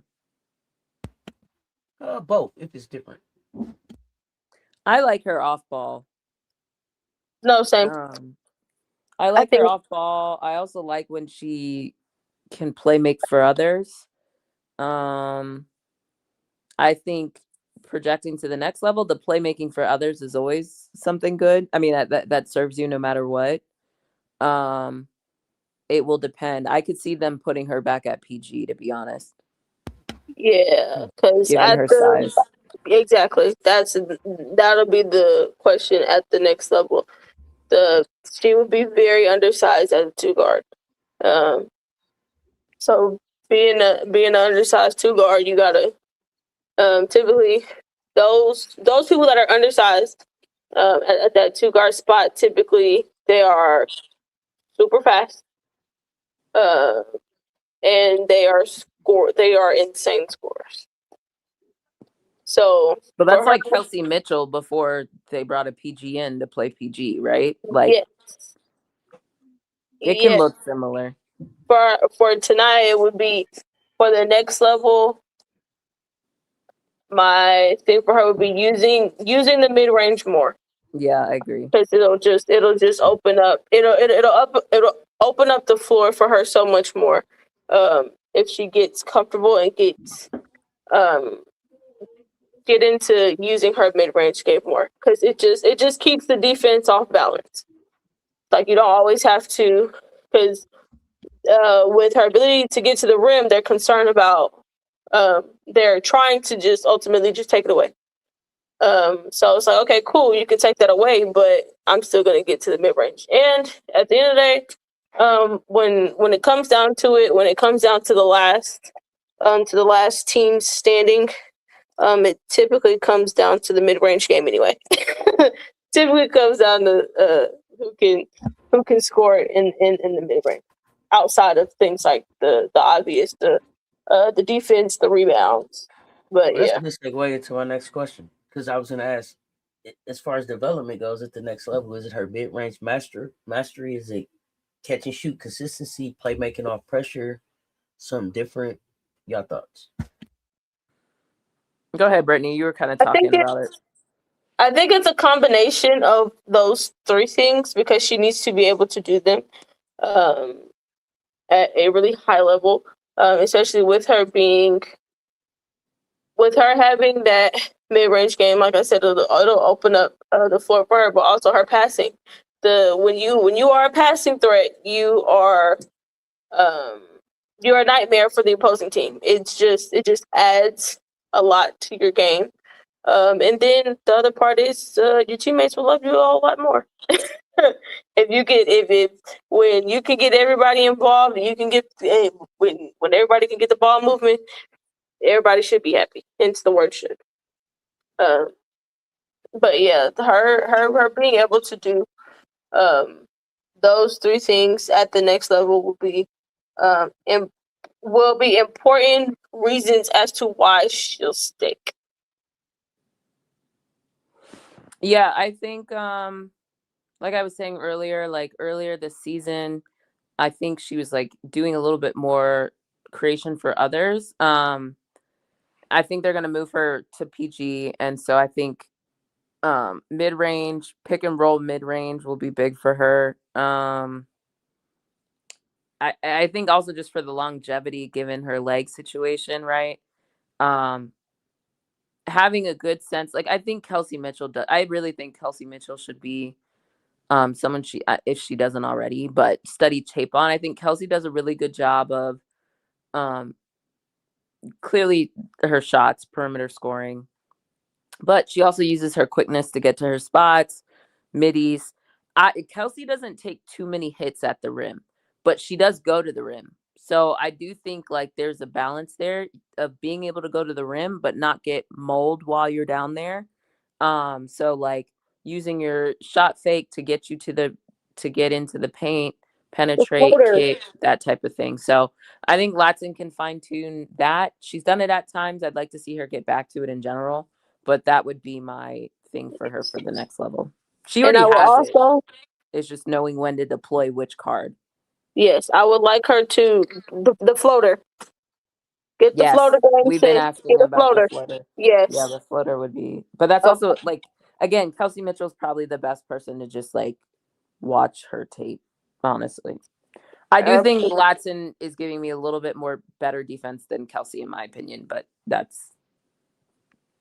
Yes, she does. That's the plus. I think what would stop her from a team just going like full out, like, yeah, we're putting you on the on like full blown point guard duty for her. What would help if she is on a team with a bigger point guard. That is what would be able But we already know there's not that many teams. That's the sad part.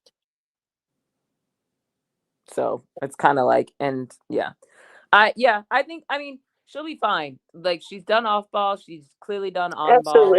So it will just be adjusting to whatever the team wants her to do. But I do think continuing to hone in on those things, because regardless if you're off ball or not, the floater's still good for you. Creation for others is still good. And not getting mauled in the paint is still good. Absolutely. But her willing to take a challenge is something that her coming to South Carolina and willing to take the challenge that Dawn gives her every day should make it easier for her when she gets to the league. What they're asking you to do, it shouldn't be, it should low-key kind of be a piece of cake because of what Dawn had you doing and how hard Dawn had you working. So, you're used to it. Okay, cool. Take a grain of salt, whatever they ask you to do. Cool, done it. Ain't nothing new, ain't nothing crazy. I'm all in. Let's go.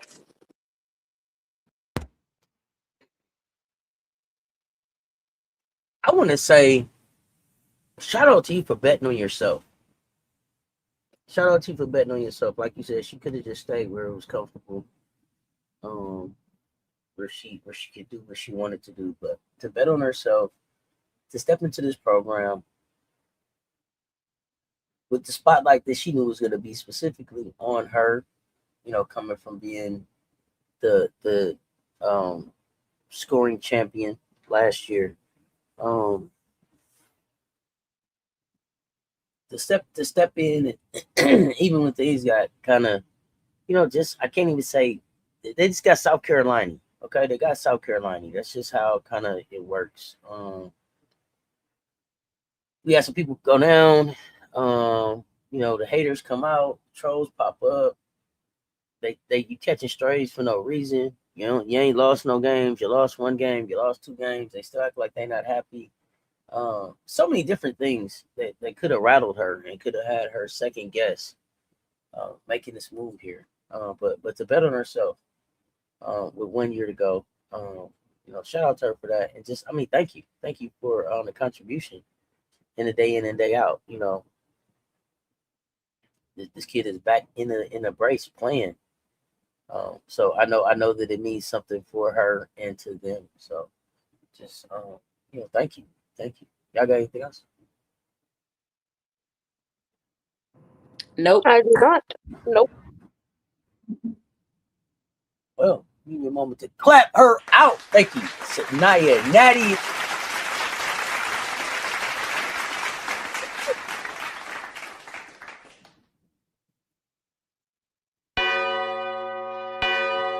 For whom the bell tolls. We come to that part of the show that I've been avoiding. Where the heartbeat lives, y'all. She ain't just a point guard. She's our thermostat. Her story has been resilience with receipts that get back some motherfucker. Raven, Hollywood, Crockpot, Big Bird, Johnson. I mean, came in decorated. Y'all know the story. Westlake, 4 straight state titles, Geico National Championship. Number 2, big time recruit energy. Injury, national champion, but she always played with that hunger that I need to contribute to this, not just be around it. Raven always want to be a part of the why to the win. That's what I love about her. Her progression has been real. It ain't vibes. It ain't imaginary. It's been progression. Like 4.2 points, 3.4 assists to 8.1 points, 4.8 assists, a lead assist to turnover. Took a dip. It's scoring, still starting, still stabilizing. And then this year, I mean, just has really just I can't even necessarily say expanded her bag as much as this has been opened her bag up to see it, because like I just showed y'all, Raven was knocked down bank shot threes in high school. So not the 9.8 points, 5.4 assists, 48.7 from the floor. This season version of Raven is this senior version is like she's not Raven ain't asking no damn permission. She's not just initiating. Last year I talked about Pow hunting a championship. Raven is hunting a championship.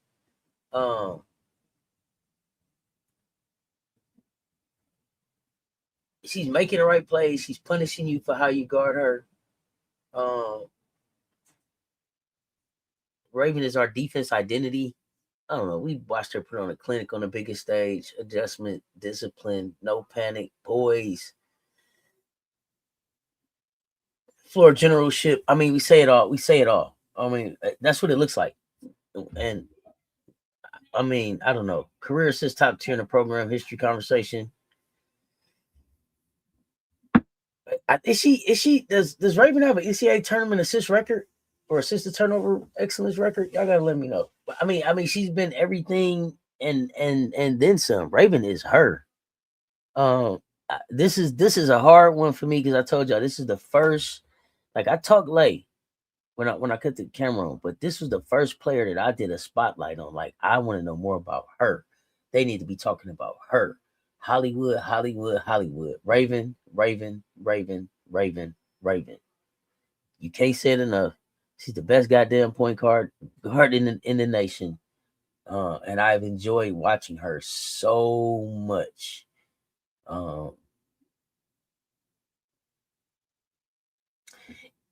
Drop one of the little bullseye things in the chat. Y'all know what I'm talking about, the little bullseye things in the chat. If you taking Raven's decision making over anybody's highlight tape, because I am. Y'all go ahead and talk Raven. I could talk Raven forever. Y'all go ahead. All right. Bullseye. So let's take it back, right? Because Raven announced or committed to sign a letter of intent. I think it was November 12th, 2020. Staley Inc.'s number 2 overall recruit, Raven Johnson. And this is what Don had to say at the time. Raven is the ultimate point guard. She's a two-way player in her presence on both sides of the floor as the lead guard, understanding where everybody needs to be and unafraid and unapologetic about telling people where they need to be. We couldn't ask for a better point guard, and she's really just scratching the surface. Her work ethic will definitely set her apart from everybody else. When I watch her play, she makes her mark on defense. She takes no prisoners and is unafraid to take on a challenge. Again, Don ain't telling no lies. So that's back in 2020. And I think Raven has proven to be all those things, including a misnomer, if you will, that she's not a score first point or whatever, scoring point guard, whatever BS terminology they be making up now about point guards. And the thing is, when you watch her Westlake tape, they don't really have a dominant big, right? And so she was scoring along with Latson. This young lady gets injured her second game at South Carolina. That clearly was a big setback, a big hurdle for her. But Auntie, if you run those highlights again while we're talking Raven, one thing you'll notice in those highlights, these are all things we've seen Raven do. Like nothing in that highlight package is something that we don't see. Like, it's not like I watched that and I was like, I've never seen her do that. I've seen her do all that stuff this year alone. So I think it's just really important to remember that like Raven is a point guard, and that means if there's other talented people on the court, she doesn't have to score. Why would I score when I got Pow Pow, when I had Lay, when I had Sanaya, when I had Chloe, when I had Aaliyah Boston? Like, why I need to score? Like, let me get the ball to the other people and integrate them. Because I could sit here and dribble the air out of the ball and score myself, but let me utilize all the pieces I have at my disposal. She's playing chess, right? Like, I have pawns, I have rooks, I have a queen, I have a knight. Like, let me use them. And so I think, the injury definitely, everybody kind of bounces back and heals differently from that, mentally, physically, whatever. And so there probably was still some of that, but I think at the end of the day, Raven has proven that she likes to win. She's a winner. She likes to involve her teammates. She likes to raise the floor of everybody around her. We're seeing part of even Madina being quote unquote as good as she is, I think has a lot to do with Raven. And I think Dawn kind of alluded to that, or might have just directly kind of said it in her last presser, that her roommate, who Madina's roommate is Raven this year, has made sure that she's pouring into her, building her up, pointing things out. And I think Madina's improvement has been a big testament to Raven. Raven is the big whisperer. We've seen her do it time and time again. She did it with Camilla. She's done it with Madina. She's working what she can with Alicia. And so, at some point you have to look at the pattern and be like, what's the constant here? And it's Raven. So timely today that they let out all that information about Raven as a primary defender, as her on the court, her off the court. I actually was putting together earlier, like, her versus quote unquote the top scorers in the nation, whether that's what she held Jazzy to, Blake's to, Rory to, Madison to, and Aaliyah Chavez, when unfortunately we didn't have Raven on her for the overtime, and y'all know how I feel about that, but not that, the whole game.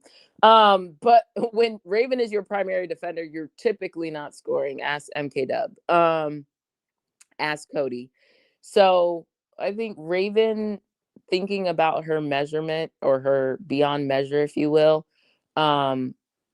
is really, really hard, besides just looking at the win column. Like, people always say, like, quarterback stats, wins, or like there's arguments whether winning is a quarterback stat or not. Well, with Raven, it definitely is. And it may not look like she's always scoring 25 points a game, which I think people are a little confused. I think if Raven did have to score 25 points a game, she could. We've seen it multiple times this season. She's been 19, she's been 17. She's scored when other people are struggling. So to me, it's not a function of she can't score 25. No. I think she could if she wanted to. The difference is Raven doesn't have to operate that way, because her IQ and her ability to get people in positions, to manipulate the defense, to manage the pace of the game, to utilize who's on the floor, doesn't require it. And I think people get confused with that information. It's not that Raven can't, it's that she utilizes the other pieces on the chessboard, and it looks different, but it results in winning. It's winning basketball. And so Raven has been one of my favorite players for a while, because I just appreciate the stuff she does. And it's not always quote unquote flashy, although I could argue what, flashy means, but it results in winning. Like, when Raven has the ball, I trust her, whether it's the Louisville game, at the end of the game, driving, making sure she makes a shot at the end. That ultimately wins us the game.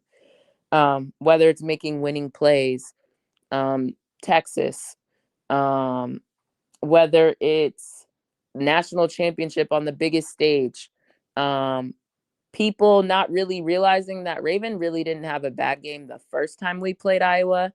Unfortunately, Rebecca Lobo hyping up the wave that happened in, I think, either the first or second quarter is what made the rounds. Well, Raven actually shot 50% better in that championship game. Raven actually did do her job. Could she have scored more? Sure. But if you actually go rewatch that game, Raven did her job. So it is interesting that all that got kind of laid at her feet. And when we think about kind of like narratives that have resulted in it, by the way, it's on YouTube. Like you can literally type in that game, go rewatch it and watch it now with fresh eyes and realize that like Raven wasn't as bad as things turned out to be. And the people who decided to kind of make Raven the whipping post, it was weird. Because Raven did her job. She got the ball where it needed to. Yeah, there were times where they were sagging, but they weren't just sagging on Raven. They were sagging on Bree Beal. They were sagging on basically everybody on the perimeter but Zaya. They decided to pack the paint. AB couldn't operate. So if you go rewatch that game with fresh eyes, you'll actually see that like that whole Iowa narrative wasn't actually on Raven. So when you look at it with fresh eyes, you're kind of like, yo, all the stuff that's been laid at Raven's feet has just been so out of pocket and not accurate. With 2020 hindsight, like vision, like Raven's been her for a while. And if I'm not mistaken, that Iowa game was after her injury. So she's still kind of even just working back from the injury.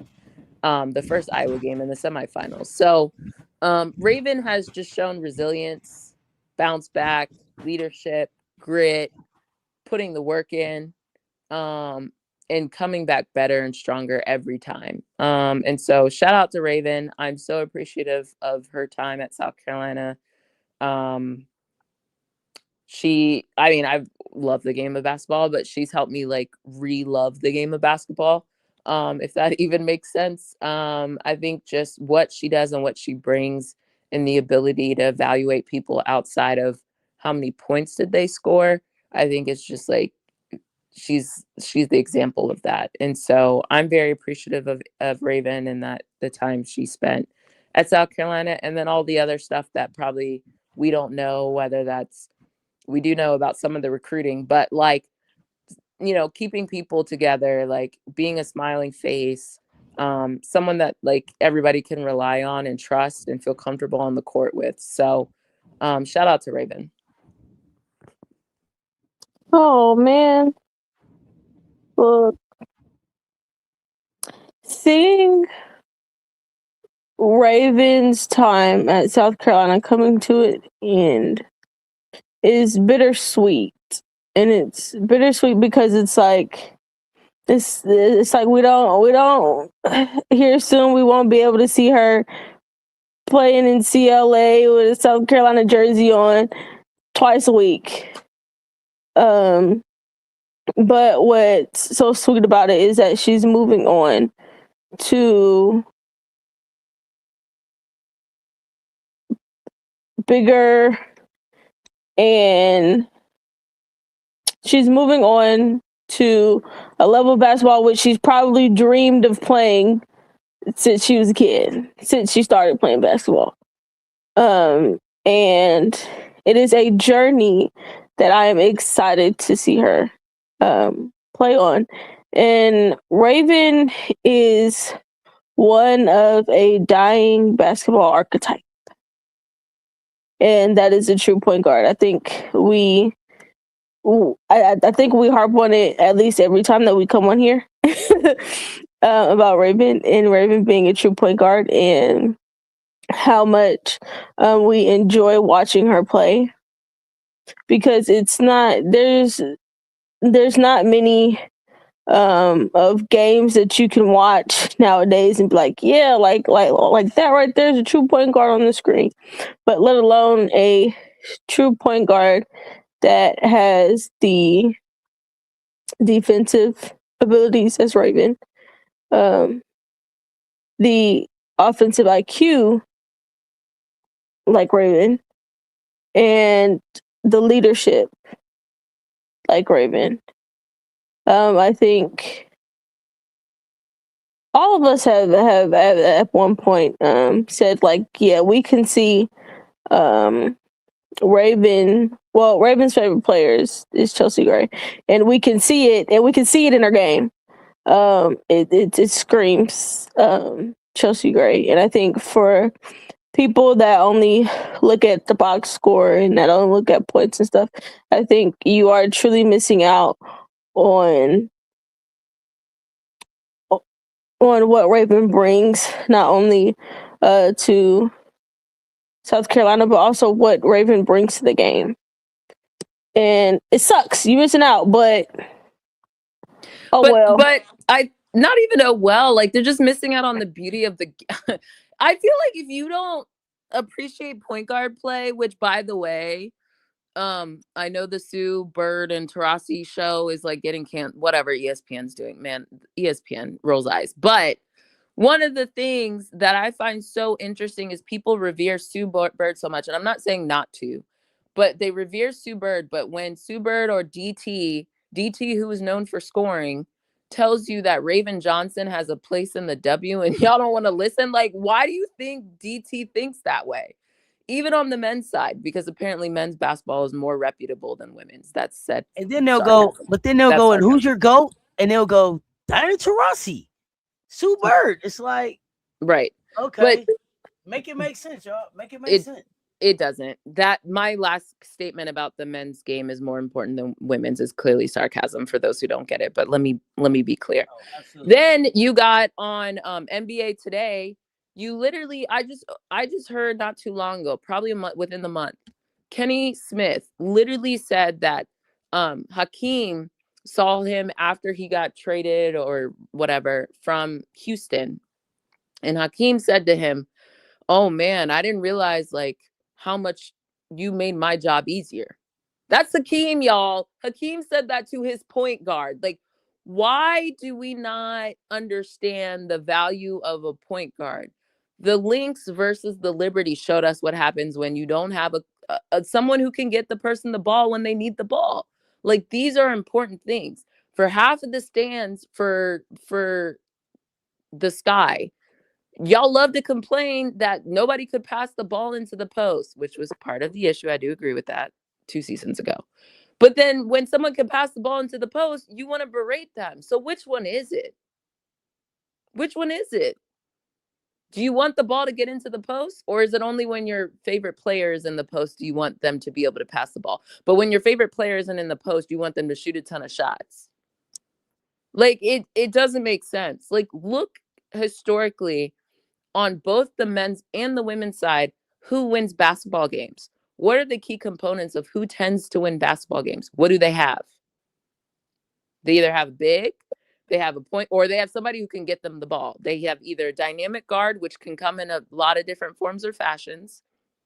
They're a shooter like Steph. They can pass the ball.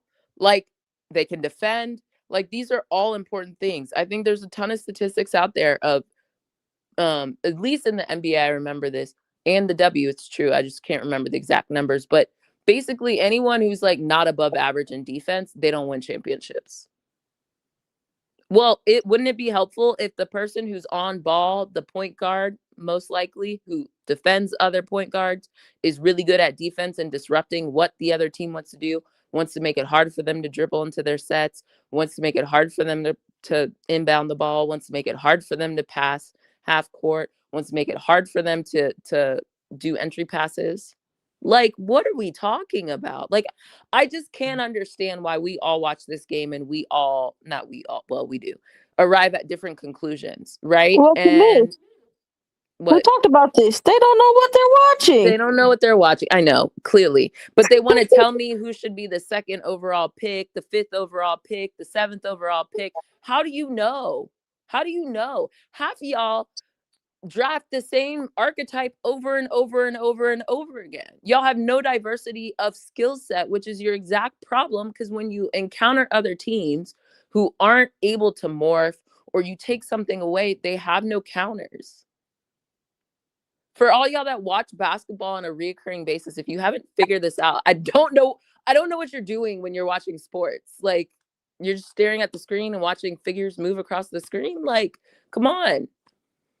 There's why the roles and what you're able to do. They consume it in highlight moments. They consume it Clearly. in what did The they box score. replays? Yes, Yeah. they don't watch the whole game. Scores and replays. Yeah, they don't watch the whole game. They can't. They're ones that can't. They can't stand low scoring defensive games, and they also can't sit and watch the entirety of a game. They'll get up, go and just do whatever in the middle of the game. Not even during commercial breaks. Just and here's the thing that's crazy to me. They'll tell me they don't have the capacity to watch a basketball game, but they'll sit and watch all of Love Island All Stars. Like, come on now. Like, what are we talking about? Like, if you don't like it, you don't like it. That's your business. Like, that's fine. Not everybody loves it. But if you're gonna talk about people and say you don't understand why so and so is so good or this and that, and the switch up for Raven has been wild to actually watch. The girlie has been here for long enough and has been winning long enough that if you've actually watched, again, I actually encourage everyone to go rewatch that Iowa South Carolina semifinals. You will look at it with a different lens. The same people who have been sitting up here last season and said that Dawn was showing favoritism towards Raven and Lay should have been playing more. Guys, you need to think. You need to reevaluate how you're thinking. Just because people are short doesn't mean they're playing the same position. Doesn't mean their skill set is the same. There is a role and a skill set, and this is supply and demand. High demand, or there should be higher demand, for point guards. There is low supply.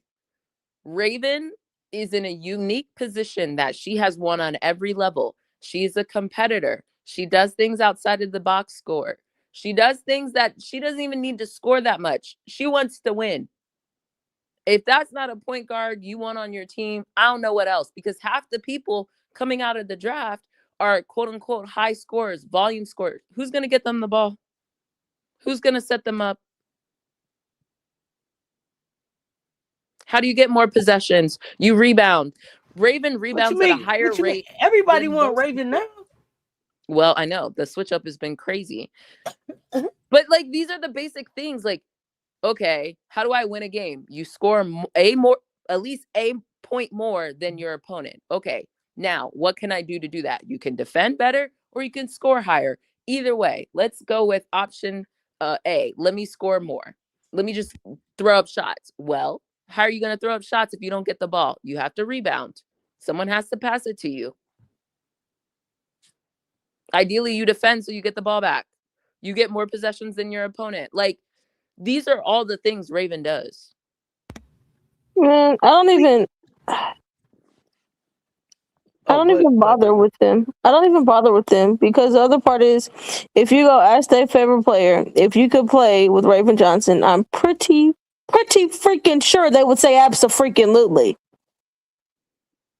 Heck, ask most, if not all, the players in the league, would you want to play with Raven Johnson? And they will probably say, hell yeah. They would. And if they didn't, they lying. Exactly. That's bottom line. If you didn't, you lying.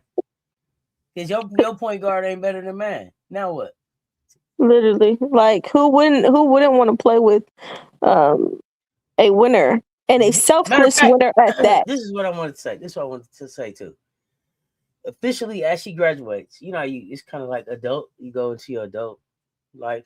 I wanted to let y'all know that she is forever now known as the Raven Johnson, right? Like, it's the Dawn Staley. How she says the Dawn Staley. She is the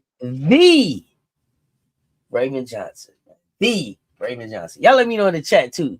Y'all let me know in the chat. I want y'all to drop A, B, C, or D. Raven's superpower. Is it defense, tempo, leadership, passing?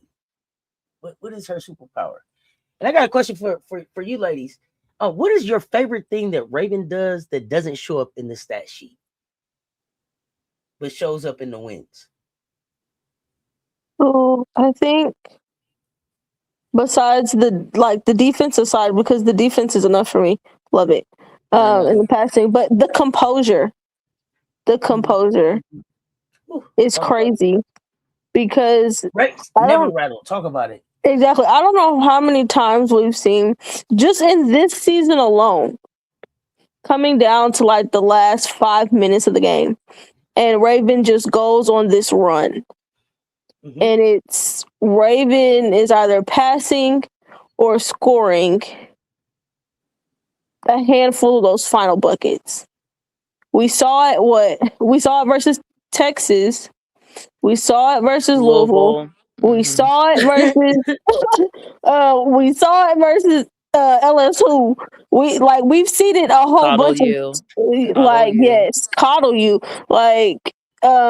We've seen it against plenty of teams this season, and they've seen it themselves, and they probably said, "What the heck happened?" at the end. And then when they watch film, they say, "Oh, well, we know what happened. Raven Johnson happened. That's what happened." How many seasons got Raven Johnson? How many seasons I'm saying that's why LSU can't beat us because they keep trying to beat the wrong thing. It's Raven beat y'all every year. It's Raven. Yep. Decision making down the stretch. Okay. Absolutely. I agree with that. And I was gonna say it doesn't really. It's not in here, but it's like a combination of A and C. Mm-hmm. Okay. Yeah. Because the decision making, the poise, the knowing. Even it doesn't even have to come down to the last play of the game. Honestly, there's even times you've seen Raven know like, hey, Latson hasn't gotten involved. Let me make sure I set up something for her, right? Like, I think Raven has a good sense of like her teammates, where they like the ball, what's their pulse, like when do I need to get them, a touch, that type of thing. Like there's been times even Raven's been on the fast break, and she'll just pass it to whoever who hasn't gotten a point yet or has been cold for a while, just for them to get a touch, She just did it last game. Yeah, she does it all the time. Tessa is waving for the ball at the 3-point line. And yes. It's like, she's like, yeah, nah. No. And did she go to Joyce?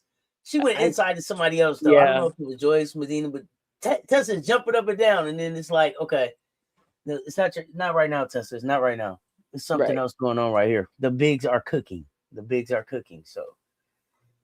It's her. But the thing about her is she's gonna get right back to you. You know what I mean? I'm gonna get back to you. You know it's coming back. No, she has a rolling abacus in her head around like who should get it when and who needs it more, and I think that's the thing people don't realize. They think like being a point guard is just passing the ball or running the play. Well, sometimes the play. Are they in a 1-3-1? Are they in a zone? Like, let me get out of it. Okay. How do I put people in? Like, she's constantly, you move, you run through, you here, you there, like constantly directing. So I think I'm sorry to cut you off, but I want to get this in, please. I think it's what you said, right? And I think people take it for granted, or maybe it gets used too much. People playing checkers and she's playing chess. When I say she's playing chess, I literally mean she's playing chess. So she's 9-10 moves ahead of you, thinking about how she's going to get your queen, how she's going to get to this win. Like, she sees the floor different. So she's already anticipating. She's like I don't know. I don't know. I don't want to. I don't know. She sees the floor different. She sees your move before you make it. She's playing Queen's Gambit. Queen's Gambit. Okay, I like that. Yeah. She's able to see the play unfold before it actually. She's also like happening. She's setting it up. Boom, boom, boom. A defensive driver. You know what I'm saying? I'm gonna make my move and get in here because I'm anticipating. I figure this is the move you're gonna make.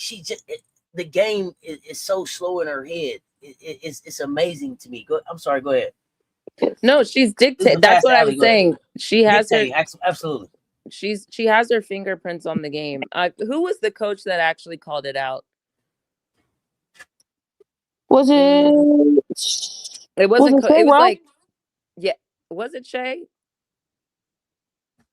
I don't think it was Shay, because also remember she was out like that whole first half, basically. Oh, you're right. It was a you're white right. woman though. I'm just trying to remember which white woman it was. Shoot. Now I forget. Christy But Curry? maybe it was Christy the first time we played. Maybe. I don't know. It could be. I mean, someone like distinctly called out it wasn't Kelly because Kelly was being shady, low-key. It might have been Christy. Who else have we played? Who else is in the SEC that we played? It wasn't Kim because Kim, had her quitting montage. It wasn't either Kim's. Well, it wasn't either Kim. Yeah, let's say that. It wasn't either Kim. I was talking Kim Codwell. So that leaves like Coach Abe, Georgia. Oh, maybe it was Coach Abe. It might have been Coach Abe. I think she was like the first, and not that Christy didn't. It was either Christy or Coach Abe because it was early in the season. But I want to say it wasn't our first SEC game, so I'm inclined to say it was Coach Abe because she actually called out that Raven was dictating the whole game. I think it was her. Someone else. I mean, Coach Yo clearly did it too, but it was before this recent stretch. But yeah, I think Raven just has her fingerprints all over the game. I also wonder, could it have been Coach Lawson? It could have been. It could have been Lawson. It could have been Lawson too. But someone called it out. That Raven is dictating the game and pushing pace and has her. Lawson makes sense. She's guard, so. So anyway, nevertheless, like Raven is just doing the things.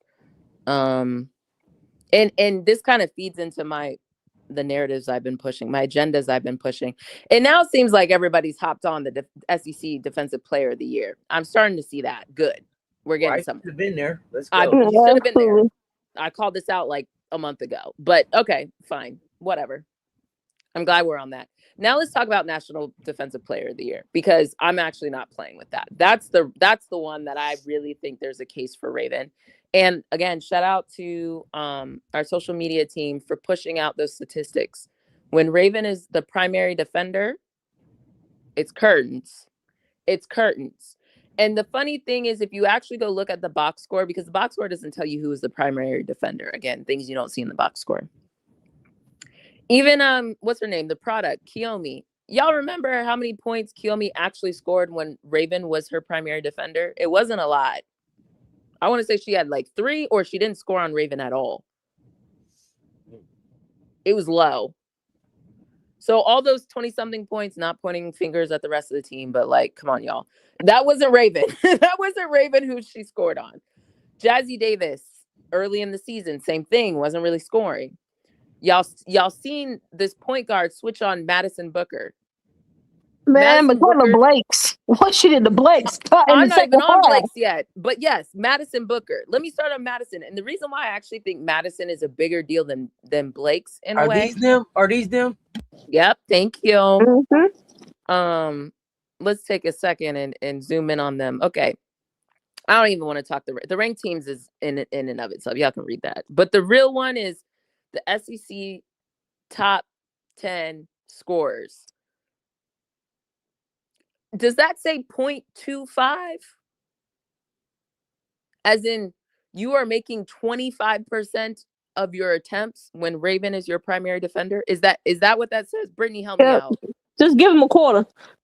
Just a quarter. So 1 out of 4. Mm-hmm. When Raven is defending you. 1 out of 4. Like, what are we talking about?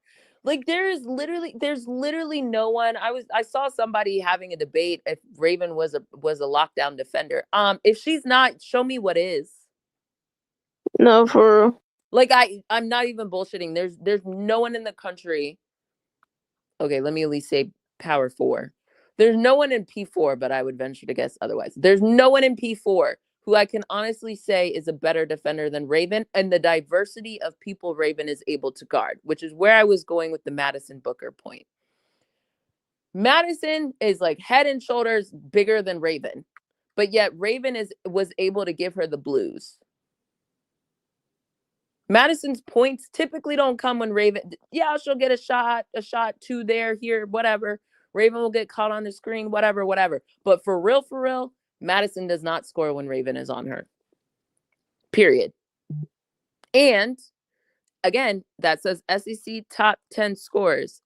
I don't know if they included our non-SEC game versus Texas or not in this calculation, but regardless, Madison did better the second time we played anyway. So regardless, that 0.25, that's deep. I need to see somebody else who has a statistic like that. Line them up. Because I cannot give you anybody in this country who has that statistic. And quite frankly, I'd love it to be all time. Like, who is she in conversations with? Because that's like some Tamika Catchings type of stuff.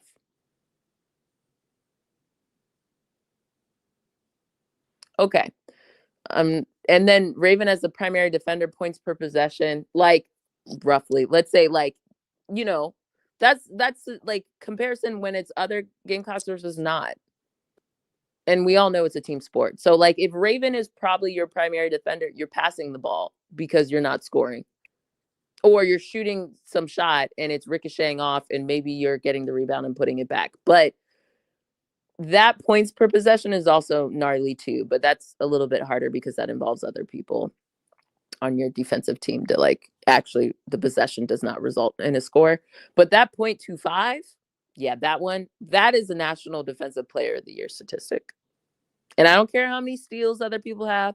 I don't care how many blocks you have. I say time and time again, these stocks, they're not my favorite because they're not indicative. This 0.25 field goal percentage, that is indicative of defense. There's no questions. There's no, someone didn't do, no.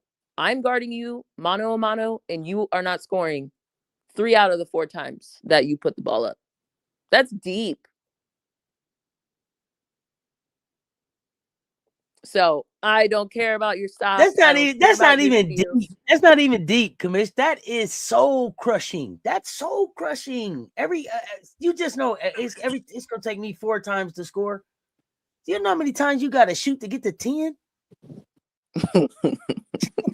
No, for real. It's crazy. It's crazy. Oh man. That's 20. Assuming you're only making 2s, you got to shoot that bitch 20 times. And who the hell is shooting 20 shots? Shoot it. Goodness gracious. My goodness. Yeah, that's soul crushing. That's like, that's heartbreaking. There's no one putting up stats like that. And we all know that the top scorers in the nation, for the most part, at least at the guard position, most of them are in the SEC. So that's no bullshit. That's a real. You walk away. You walk away from playing with Raven and you reconsidering your ability to score. You like, am I a scorer? I thought I was a scorer. I used to score. They be sitting there screaming to their coach, "Get her off me! Get her off me!" They listen, and that's on the bus. Brittany, when they on their way, they ain't over there. What's wrong with you, Raven? Get her off of me! Get her off of me! Hey, stop that, Raven. We left Raven back in Columbia. She's in Columbia. It's okay. You okay? It's okay. It's a nightmare. Let me see it ghosts. Let me see it ghosts. I told y'all earlier this season, Raven wasn't fucking around. Sarah named 5 times to see if she don't show up like Candyman and take your cookies. Raven not playing with y'all this year. The other thing that I love about Raven that we didn't even talk about is that Raven will block your shit. Raven will send your shit packing. Hey, go get that. You can go get that. You can eat that, homie. My favorite thing is when she go get the one-hand rebound. Oh, that's one of my favorite things about Raven, the one-hand rebound. Because y'all know I don't have a wingspan for it. I don't have a wingspan for that. So okay, one of my favorite things. Still not finished. So we talked National Defensive Player of the Year. I actually I thought we were still talking that. That's why I was talking rebounds and blocks. No, I got more categories Raven should be in consideration for, and I'm not playing. Oh, let's rock. These were the easy ones. These were the, like, clear, no-brainer. We can actually point to some statistics.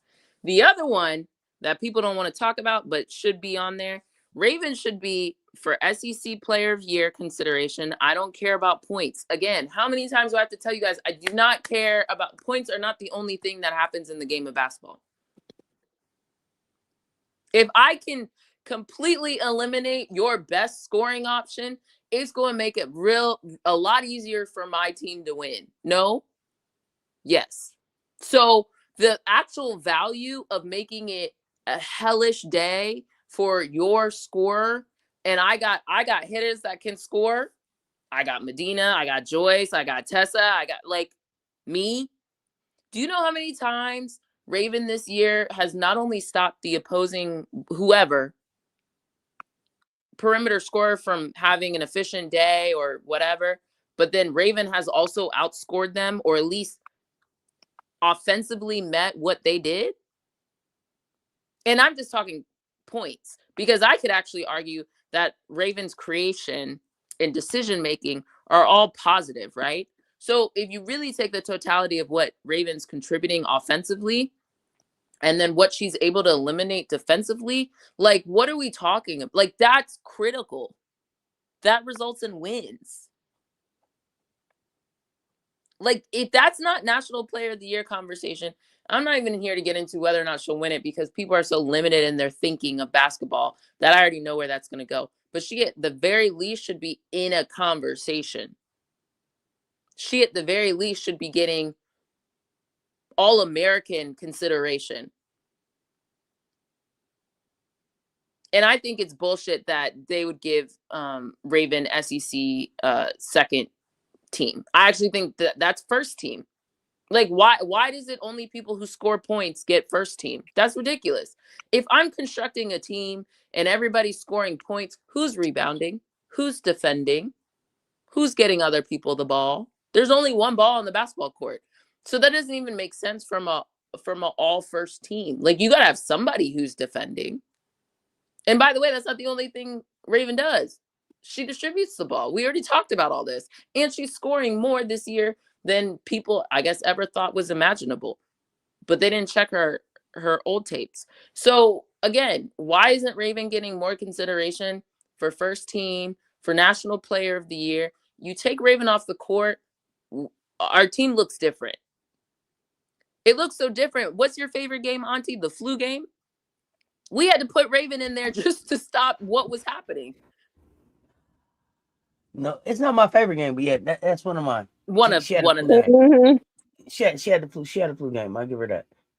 For sure. Raven wasn't feeling well, and we all were yelling from our corners of the globe, hey, can we put Raven in?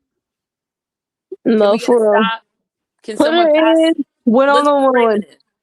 Everybody was asking for Raven. Why? Because we know why. Mm-hmm. Again, if that's not SEC Player of the Year material, if that's not National Player of the Year material, someone's gonna have to explain to me what this is. Is this like the NFL where only quarterbacks can win MVP? Because if that's the case, y'all need to start calling it what it is.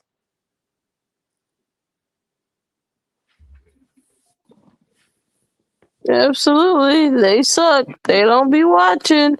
They need to turn it on, and they don't be knowing what they watching. It's a shame, because greatness of players like Raven Johnson just flies right past them.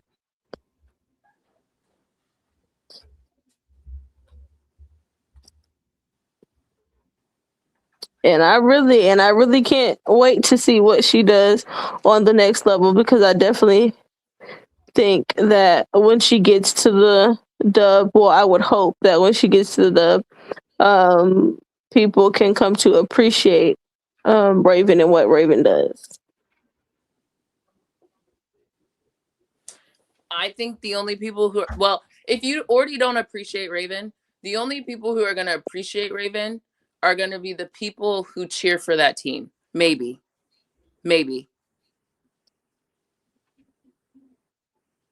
Like, you almost have to. Go ahead. Oh no, go ahead. No, go ahead. No, I was just saying, like, it's kind of like the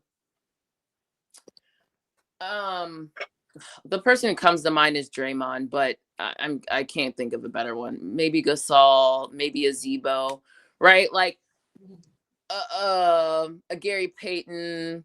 Who else would fit? A Chris Bosh, right? Like, I think for certain people, like, they just if you're not the lead scorer in people's mind, they just don't see your value.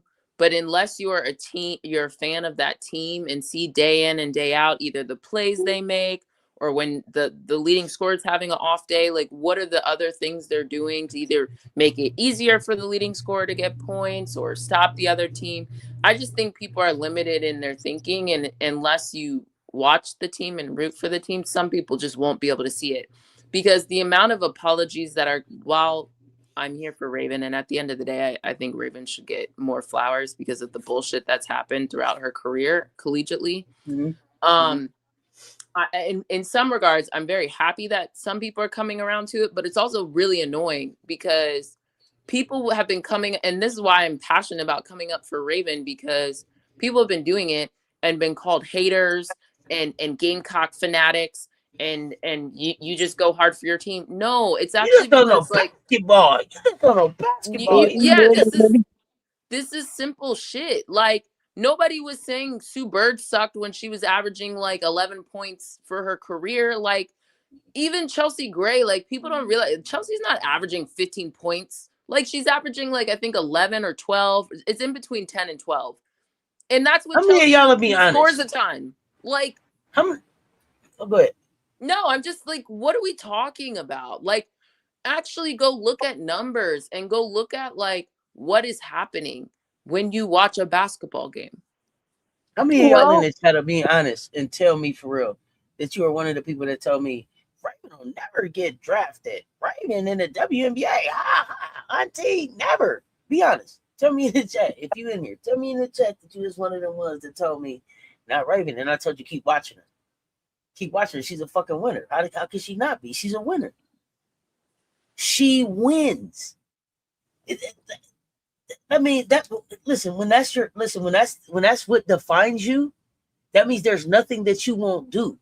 That's like the business owner that doesn't mind cleaning the bathrooms and they build it. And then they'll still go to the corporate meeting and meet with the presidents of the banks. It ain't nothing that she's too good to do in this thing because it's all her. She's the culture.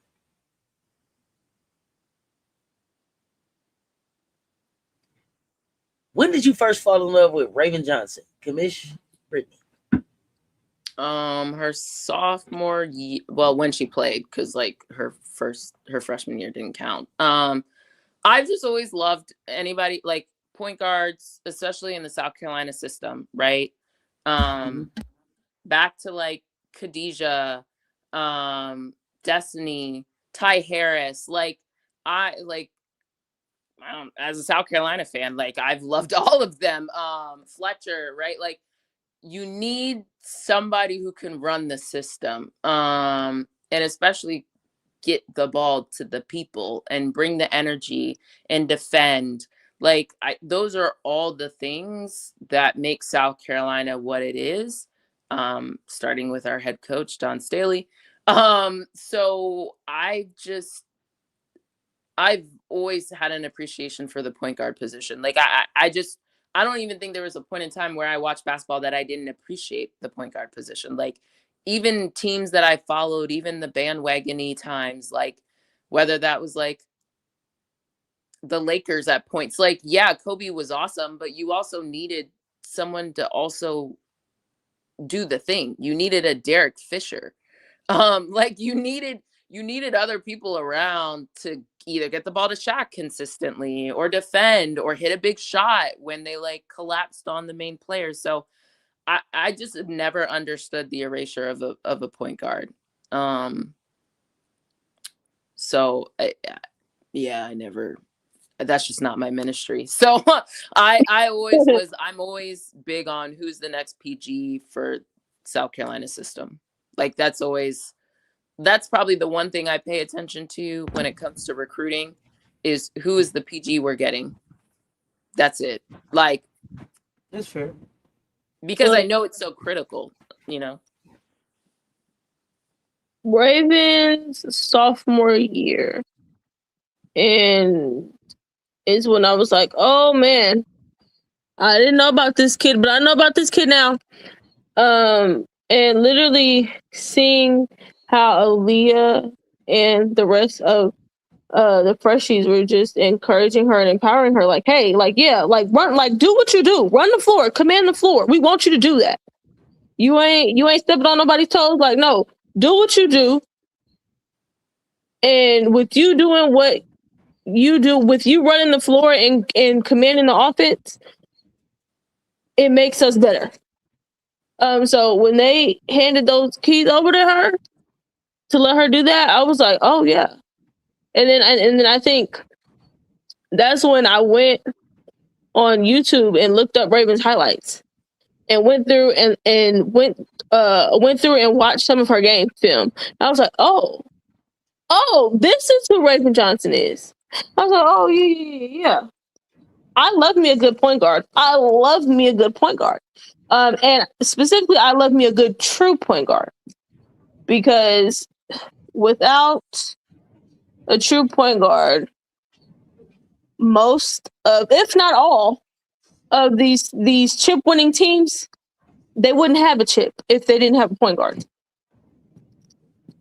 That's the other part that doesn't make sense to me, when people say all these things about Raven and whatever else, that junk that they be talking. It's like, you can't say you love winning or talk about how much winning is important and not look at Raven and say like this kid has it all.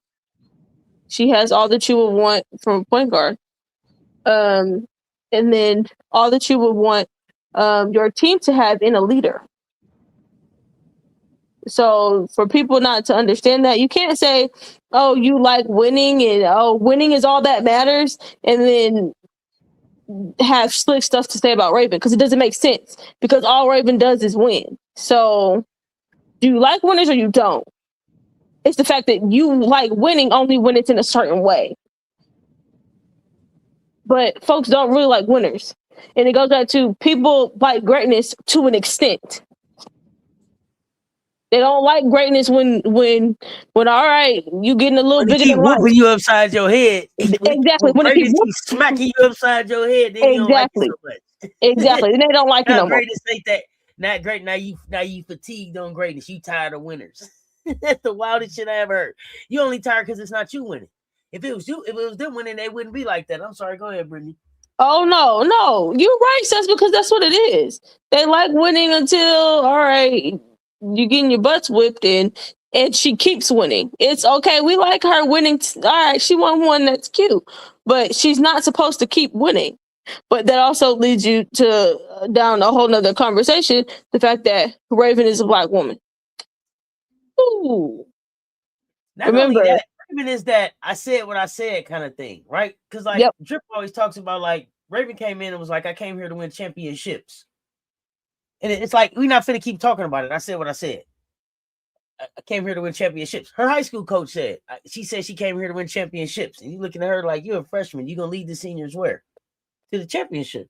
That's what I said, didn't I? And did it continuously. So, I mean, it's outstanding. It's outstanding. Unmatched. You don't outwork her.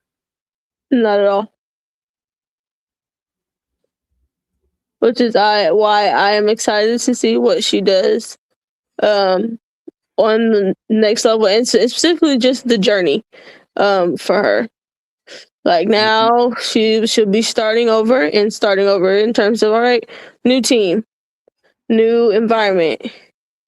And depending on the type of team that she goes to, we'll really see. People will be able to really see how Raven Johnson can turn around a team. And how I think Raven can have a lot of impact on some of these teams' cultures. I think a player like Raven can get people to buy in, can get teammates to buy in. Y'all got me back. Yeah, we got you back. Okay, thank you. Mm-hmm. StreamYard was being StreamYardy. Weird, of course. But yeah, I'm excited to see how Raven ends this season, and then how she progresses into life in the dub. Because this is a kid that wants to win. When, like, that's all she does is win. So For the GMs in the draft, you should be paying attention. She's won on all levels. So, what makes you think that she won't win at the next level? And what makes you think that she doesn't have the drive to win on the next level? The only question is, what team will Raven Johnson be winning for? That's it. Right. That's the question. Who gets to reap the benefits of having Raven? What team will Raven Johnson be winning for next year? That's all. Which team? Exactly. That's the question. Thank you. Literally. And the team that drafts Raven, I'm saying that's the team that wanted to win. You wanted to win, I see. Correct. Absolutely.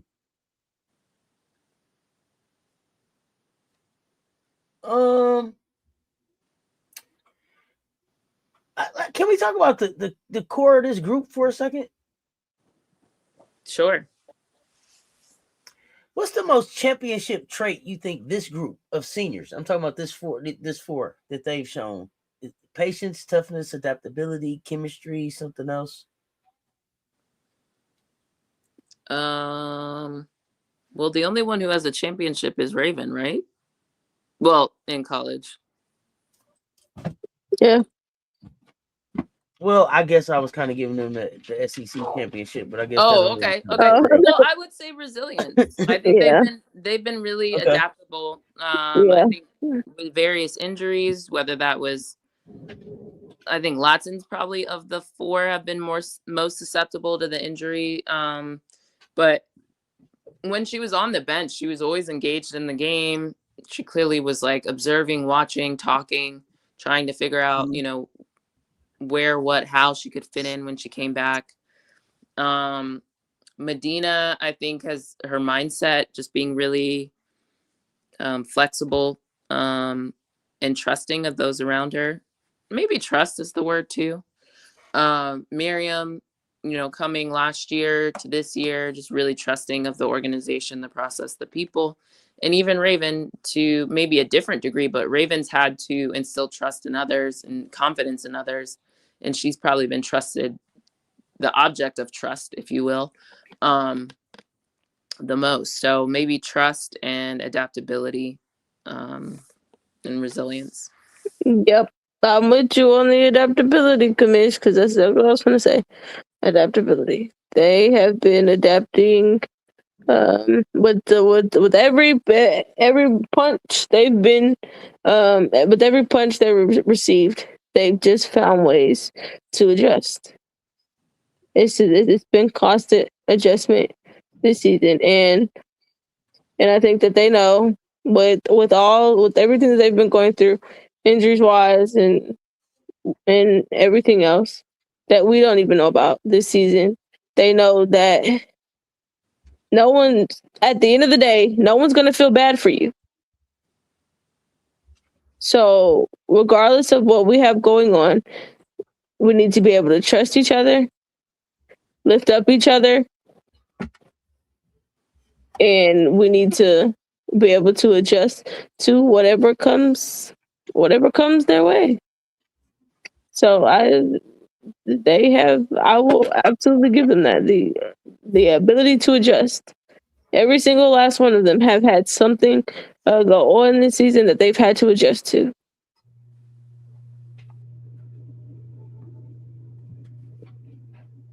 And then the composure at the end of the day. This group has also been very composed. And with a point guard like Raven and a head coach like Dawn Staley, you have nothing to freak out about. If they not freaking out, what did Raven say? If Dawn not freaking out, she ain't freaking out.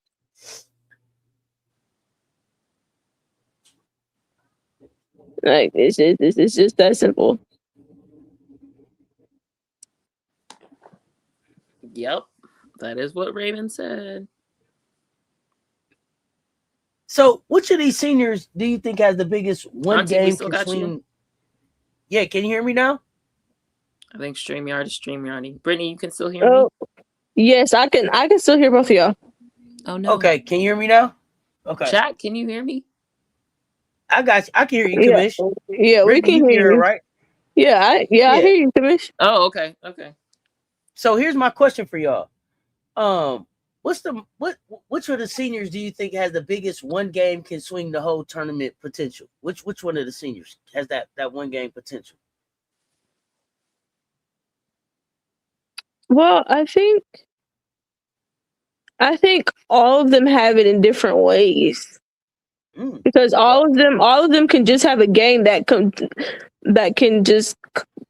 all of them can just have a game where they get in and it just swings the tide.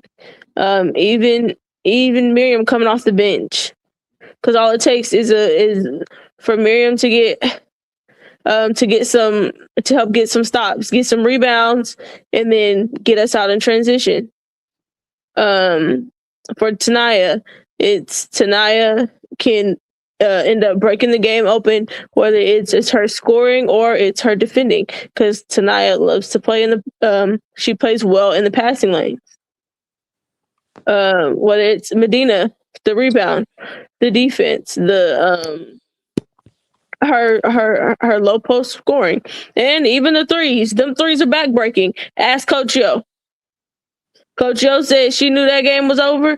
She knew that they was in for it, and that game was about over when Medina came out there shooting like Steph Curry. She's like, all right, wrap this up. And then with Raven's ability to just take over a game. Whether it's we've seen it this season, whether it's her scoring or through her passing and her defense.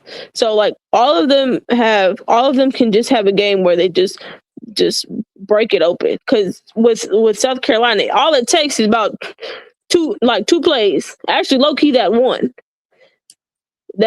and they just pour it on from there.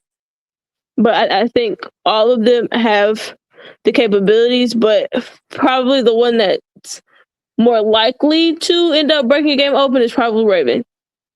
And just mainly because Raven is doing most of the decision making.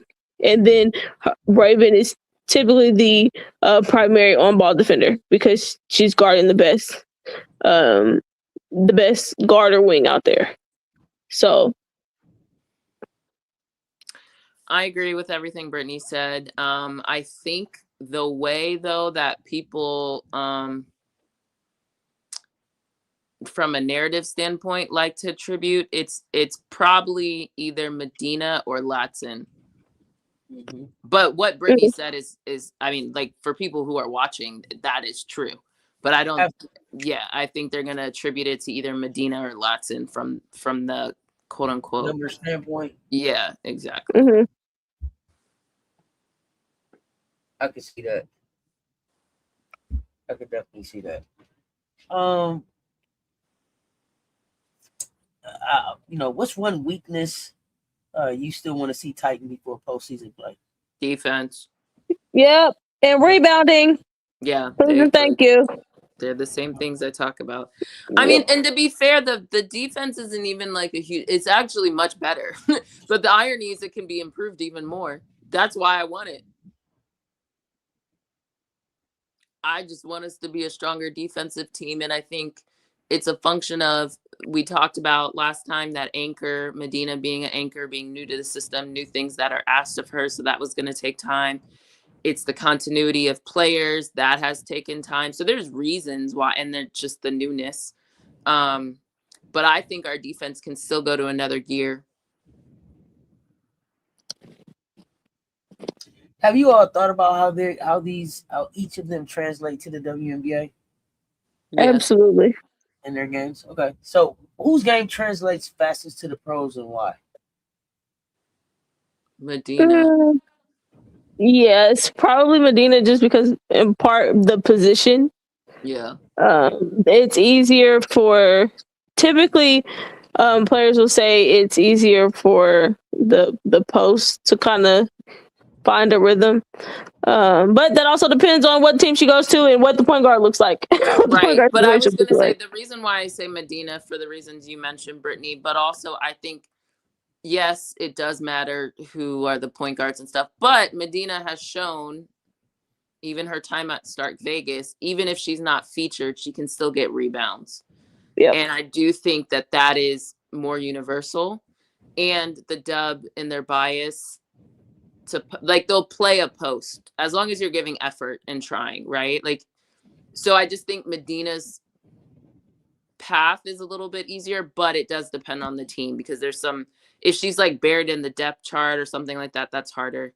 But I agree with Brittany. If it's just like agnostic of team and stuff like that, I think Madina has the higher chance, especially because of her rebounding, and I think her improved defense and her stretching and shooting threes, quite frankly.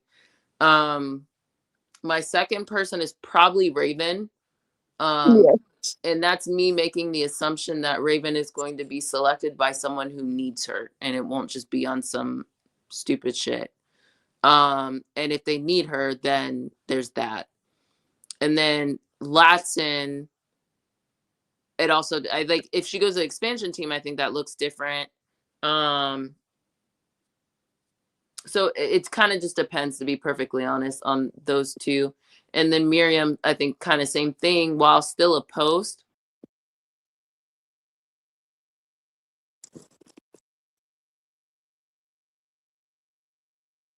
Kamish, you still there?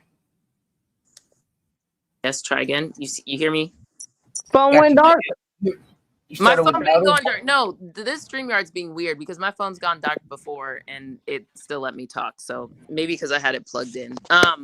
Let me unplug it because I'm juiced up enough. What was the last thing you heard? Did you hear me or no? You were scouting Dauda.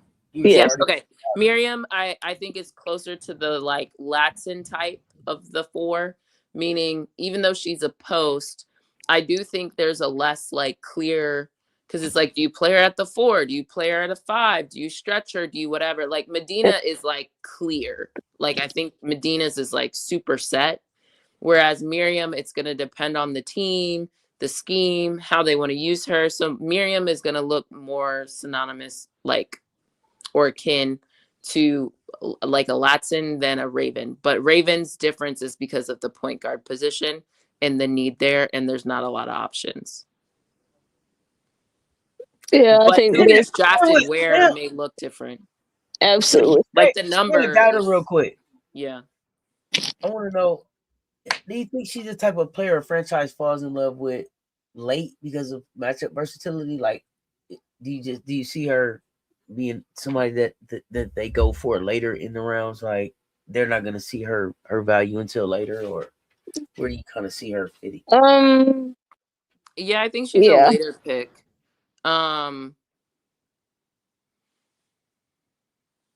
Yeah, because all these mock drafts only really go first round anyway. I think because then it's like questions like who gets drafted, beer, like then you start getting into like beers, where does she fit, blah blah blah blah blah blah blah. Like it kind of goes down the line. But yeah, I think Maryam is probably later round.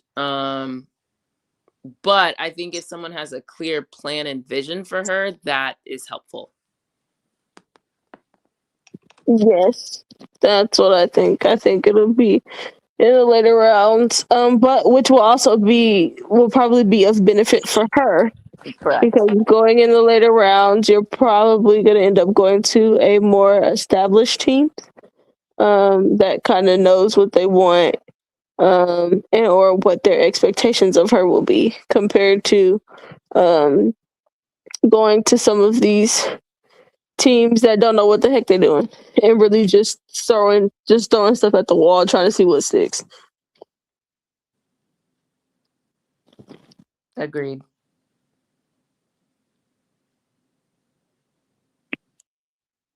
But as we said, hey, the number does not matter.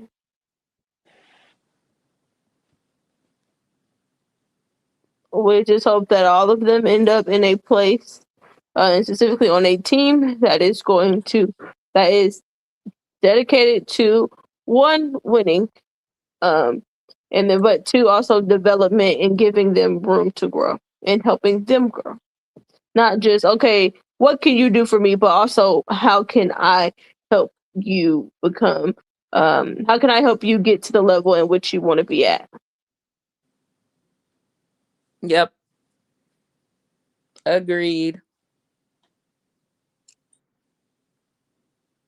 Because it's easy for teams to be like, well, what can you do for me? But they're not actually giving them anything. They're not actually helping that player become the player in which they think they can be.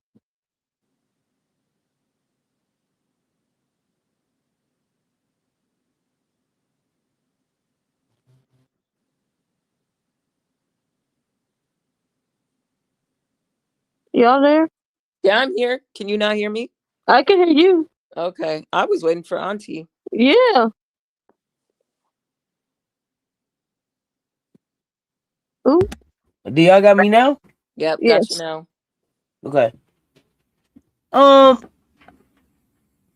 So I guess you kind of answered that question for me already, but one of the questions that I had, another question I had was, what is the one skill each player you think needs to showcase in the postseason, to not necessarily lock their pro value, but maybe answer some questions about their pro skill set?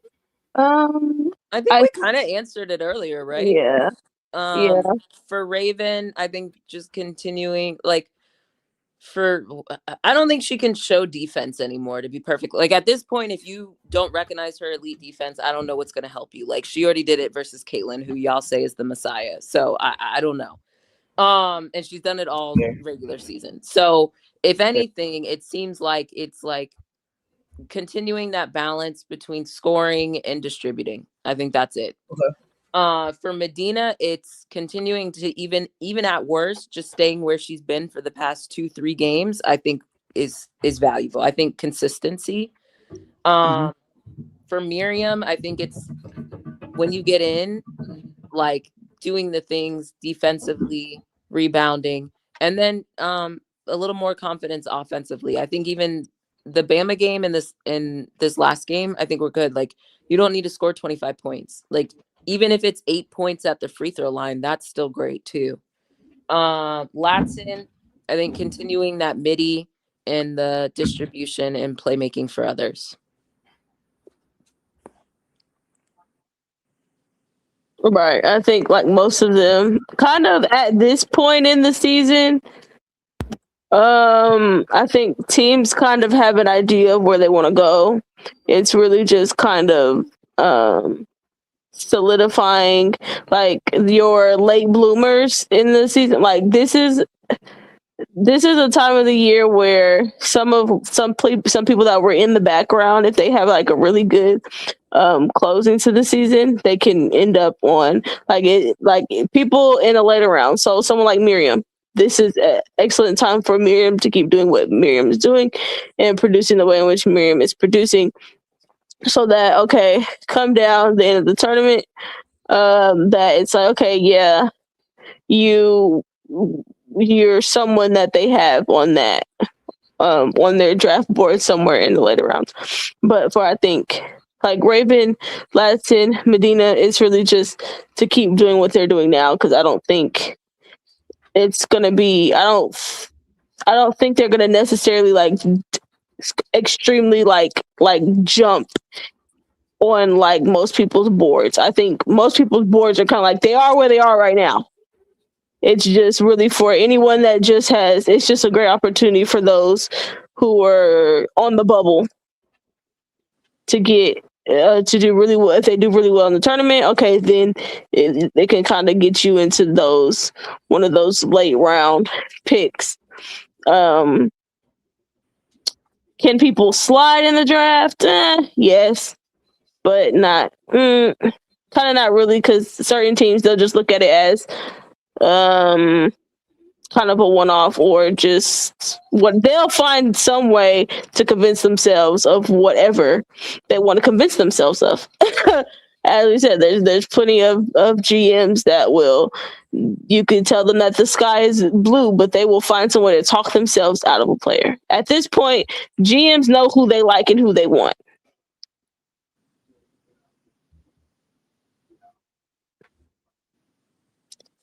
It's just really coming down to, okay, when draft time comes, where does the person that I want fall on everyone else's board?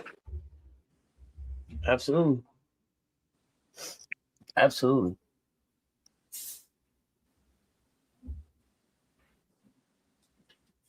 What else y'all got? Anything else? No, I think, well, nothing from me. Raven should be the SEC defensive player of the year. Raven should be considered for National Defensive Player of the Year. Raven should be on the Naismith National Player of the Year conversations. I don't know why she's not there. And then Raven should be first team all whatever. Absolutely. Raven. Absolutely. Well, because everybody else is where they should be. They're in those conversations. Tanaya and Joyce are on Wooden watch list. Oh yeah, all the ones that also have top 25 players and Raven isn't in there, that's bullshit too. So like it all applies to that, because the one who's consistently getting undervalued is Raven compared to the others. Tessa is missing, but we're not talking about seniors, so we'll just, we'll let that one go for now. Absolutely, I'm with you, Kamish. I'm with you on that. Yes. We'll be coming up on Thursday soon. We'll be clapping Raven out for her last regular season game, clapping all the seniors out. Raymond Johnson, Tanaya Latson, Maryam Dauda, Madina Okot. Just another thank you. Oh, well, before we even do that, just a big round of applause and big love to Raven, Hollywood, Crockpot, Big Bird, the Culture, Johnson.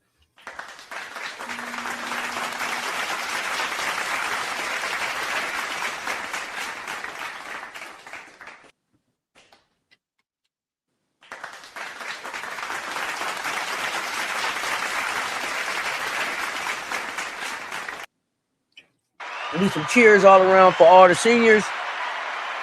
Big love. We're going to turn up in CLA and turn it out. If y'all don't have anything else, man, we appreciate y'all pulling up and rocking with us on this late night Baseline Brunch. If you did not hit the like and the share, hit them right there. Hit them right now because they both right there. If it's your first time here, hit that subscribe button, ring that notification bell. Make sure you never miss another drop, because this is where the Gamecocks information is all at right here. Ladies, I appreciate y'all. The commission. Brittany, until next time. Y'all know what it is. Y'all stay tuned. Talk soon. We out.